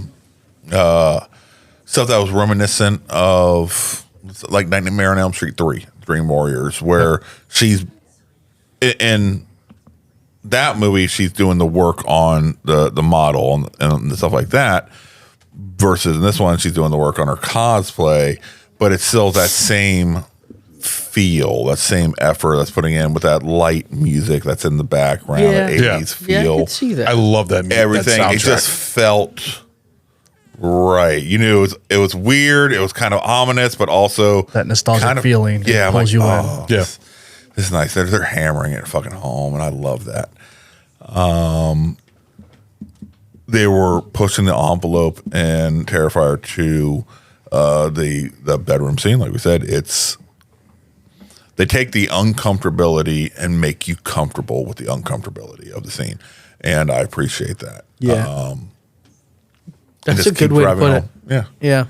And they they didn't try to shoehorn a story as much as they were in the first one. It really seemed like they were trying to make a much more logical story in the first one. The second one, they were trying to do more, almost whimsical. Yeah. And just accepting it. Like, all right, he's fucking out there. All right, so let's have his story be fucking out there. We have these amazing ideas. Excuse me. These amazing ideas for scenes. Let's just do the figure out whatever way we can get from this cool scene to this cool scene to this cool scene. And if it makes sense, cool. If it doesn't, oh well. I mean, yeah, that's kind of how it felt. Oh well. Yeah. But they always paid off. They always fucking paid off. There's a reason for it. Yeah. I'm like, all right, cool. You got me. You got me the entire fucking time. I'm happy. There wasn't anything that I was like, okay, let's remove this, because then it would have been very disjointed if they removed the filler shit in between the scenes. It at least was somehow propelling the story in a very whimsical way, but it was propelling the story. So I was like, you can't cut those. I wouldn't have cut any of the fucking kill scenes. I wouldn't have cut any of the stuff out of it. Everything that he put on the screen needed to be on the screen to tell this story, I think. Because how do you storyboard this kind of story with a clown killer? Yeah. So it leaves that room for interpretation. So you have that room to play around with your imagination. And I can see why some people like it, some people don't like it. So And then taking the idea of the final girl. Yeah. From the first one and making her a big bad was a really cool idea and a cool decision. And then giving you a totally different final girl and purposely setting it up for a third one where everything I understood that she is going to be one of the mains in Terrifier 3, but you're saying not as much as the main girl from Terrifier 2. I don't want to know. The dress up girl. The one with the wings. The Valkyrie. The one who survived. The little pale girl. No. Valkyrie. Sienna. The sister. Sienna. Yeah. Yeah, she is a main character. Oh, yes. Okay, yes. So there we go. So it felt like to me when I said Terrifier 3, the way it was set up at the end of Terrifier 2, you're going to have Final Girl from part 1 you're not going to have versus Final Girl from part 2 from different sides You're of the not track. going to have a superhero revivify spell cast on a non-main character. Exactly. And I thought that feels like it's going to be a fun time. It is. The payoffs that come out of this blow your mind, and it'll leave you wondering what's going to happen next. And cliffhanger. I'm rooting for the bad guys. You're rooting for Art the Clown. I'm rooting for Victoria and Art to live happily ever after. Just wait till you see, man. Yeah, I mean that's what I'm hoping for. So he really widened his imagination with this one. Just wait and see. Yeah, It's so spectacular how they ended it. I would give enjoyment in Terrifier 2, probably 4 1/4, and critical 3 3/4. They decided to lean more into their own voice in Terrifier 2, and you could see that they had developed a character to the point they knew what their intention was, what their selling points were, and what their audience is loving. And like, all right, fucking let's go. Let's fucking send it a full bore. And did everything I could with every last dollar they had available in Terrifier 2. The sets felt big. They felt big. Which shocked me because I knew how low budget Terrifier 2 $250,000. $250,000. No, I know it's shocking. Big. It's shocking for the budget on that because I think Clerks was a budget of $20,000, and the fact that it was $35,000 for the first one and only $250,000 for this one. That, with all the prosthetics that they did in this movie, I mean, prosthetics can be expensive. All the fake blood and all the latex, everything else. It's amazing how well they did. Everything felt good, and like I said, a super catchy jingle. Yeah, super fucking Clown Cafe. And thank you so much, Goop. My pleasure. All right, so ladies and gentlemen, as we wrap this up, so Terrifier is the kind of movie that it knows exactly what it is. It gives you a brutal, blood-soaked slasher that doesn't hold back. It's just from the start, it's just nonstop like action. Like you get a story, but there's action, killing. It just goes from there. That's the formula they go with. From the moment Art steps on the screen, you know that there's the shock value, and it just pushes the boundaries. The director he took that. He had that confidence, like he knew he had something gold-wise, and he took it to a whole new level. And like to take this modern take of a character and make it fall into the modern horror icons, it's just magical to see. And like how the audience has responded to it, it's just amazing to see. Just like watching more of the director's cut stuff and like listen to the directors and the actors talk about their experience on the screen, and just learning more about everything, like the Falcones, like Phil and his wife Linda. How much they poured into it, and the crowd support, the Indigo films. Like people really wanted to see this, and the vision that Damien could take with this. It paid off. Oh yes. So that bumped my scores up for the enjoyment. The enjoyment's a 5 for me. Art's. It's just this presence. It just leaves you. It lasts in your brain. You will truly think about him. Like as we discussed, throughout the show, all the different clowns we've seen, Pennywise, and just the different stuff we've experienced in our lives as true horror fans. It's just magical to see him just in this modern era just come into his own play. But critical, it has dialed down a bit. I mean, obviously, it's a 3 for me. From a cinematic standpoint, it's just the plot is minimalistic. It's like it's so simplified. It just goes from point A to point B to point C, and the movie's done. The characters, as we've discussed, that they weren't as strong. Art is obviously the standout here. But yeah, it's just throwback, as I said, to all the different homages to the 80s slasher. I love at the end how Damien Leone pays respects to Wes Craven, George Romero, and Tobe Hooper. That's awesome. So yeah, Terrifier 2, it's another wild ride start to finish. Enjoyment's a 5. We have Sienna Shaw. She comes in, just a wonderful actress. Lauren Lavera. I can't wait to go to a Comic-Con just to see her and meet the entire cast.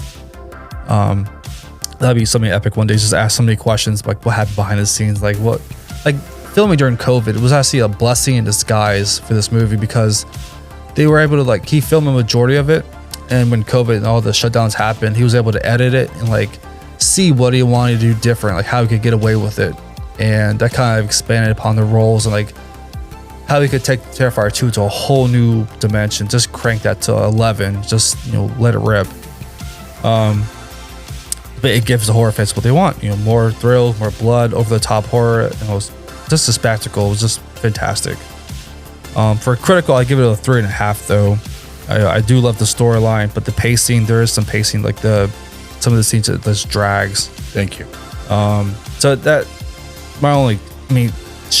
I wish I could make that kind of movie with that kind of budget. I mean, just from that stylistic and his vision, fuck could I argue against that? But enjoyment's a 5 for me. And just critical, yeah, I can say bullshit, but he's done something great. He's been living his dream. So, but yeah, that ends my show. Be sure to check out our sponsor, Good Bros Coffee. Use the code BAF10. Stu, Chase, want to promote any socials?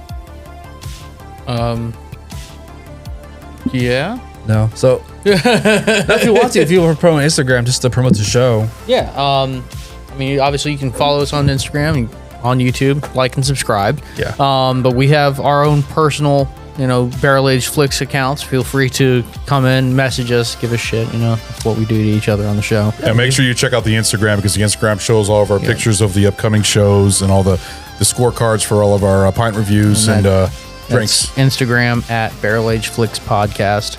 You can find me at Barrel Aged Chase. You can find Alien Sex Panda. Alien Sex Panda. And of course, you can find me on Goot Cosplay. I'm on multiple different shows. You can find me on Triple T, Body Wrong. I'm on Rage and Pillage from time to time with the Dude Network. A lot of different shows. Fun shows. So yeah, be sure to check out. Just learning and getting better on the mic. Yeah.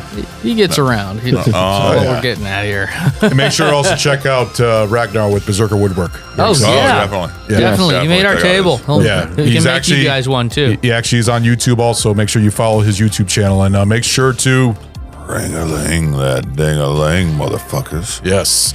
For our YouTube. This has been a great Halloween series. We're going to be ending next week with Chase's episode, 13 Ghosts. Oh, yeah. Some fun little scenes in that episode. It's going to be epic. I think this has been a epic Halloween series altogether, and this has been really fun. And Goot, great job at hosting this one. So glad that we got to do Terrifier 1 and Terrifier 2. Fantastic movies. So that is the end of our show, and we will see you guys later. Toodaloo. Laters. We're off the trash can. See, I get that every single. Thank you for listening to Barrel Age Flicks. If you like our show, please leave a 5-star rating on Apple Podcasts and Spotify. Guys, this helps out enormously. Give us a follow on Instagram at Barrel Age Flicks Podcast. If you would like to send us a special film request, please contact us via Instagram and we will give you a personal shout out on the show. We are also on Facebook and Twitter. Our podcast is available on Apple Podcasts. We are officially also on YouTube in video form. And also Buzzsprout, Google Podcasts, Audible, Pocket Cast, Spotify, CastBox, iHeartRadio, and Pandora. Make sure you check out Barrel Aged Chicks, our spin-off show where you get the girl's perspective. Subscribe to our Patreon for uncut video and early access to our podcast. Special thanks to Carl Casey at White Bat Audio on YouTube for his awesome music. This guy fucking rocks. Check him out. Want to give a shout out to Sammy, one of our guest hosts on the show who does our amazing album artwork. Thank you, Sammy. Hope you join us for our next episode. Later, guys.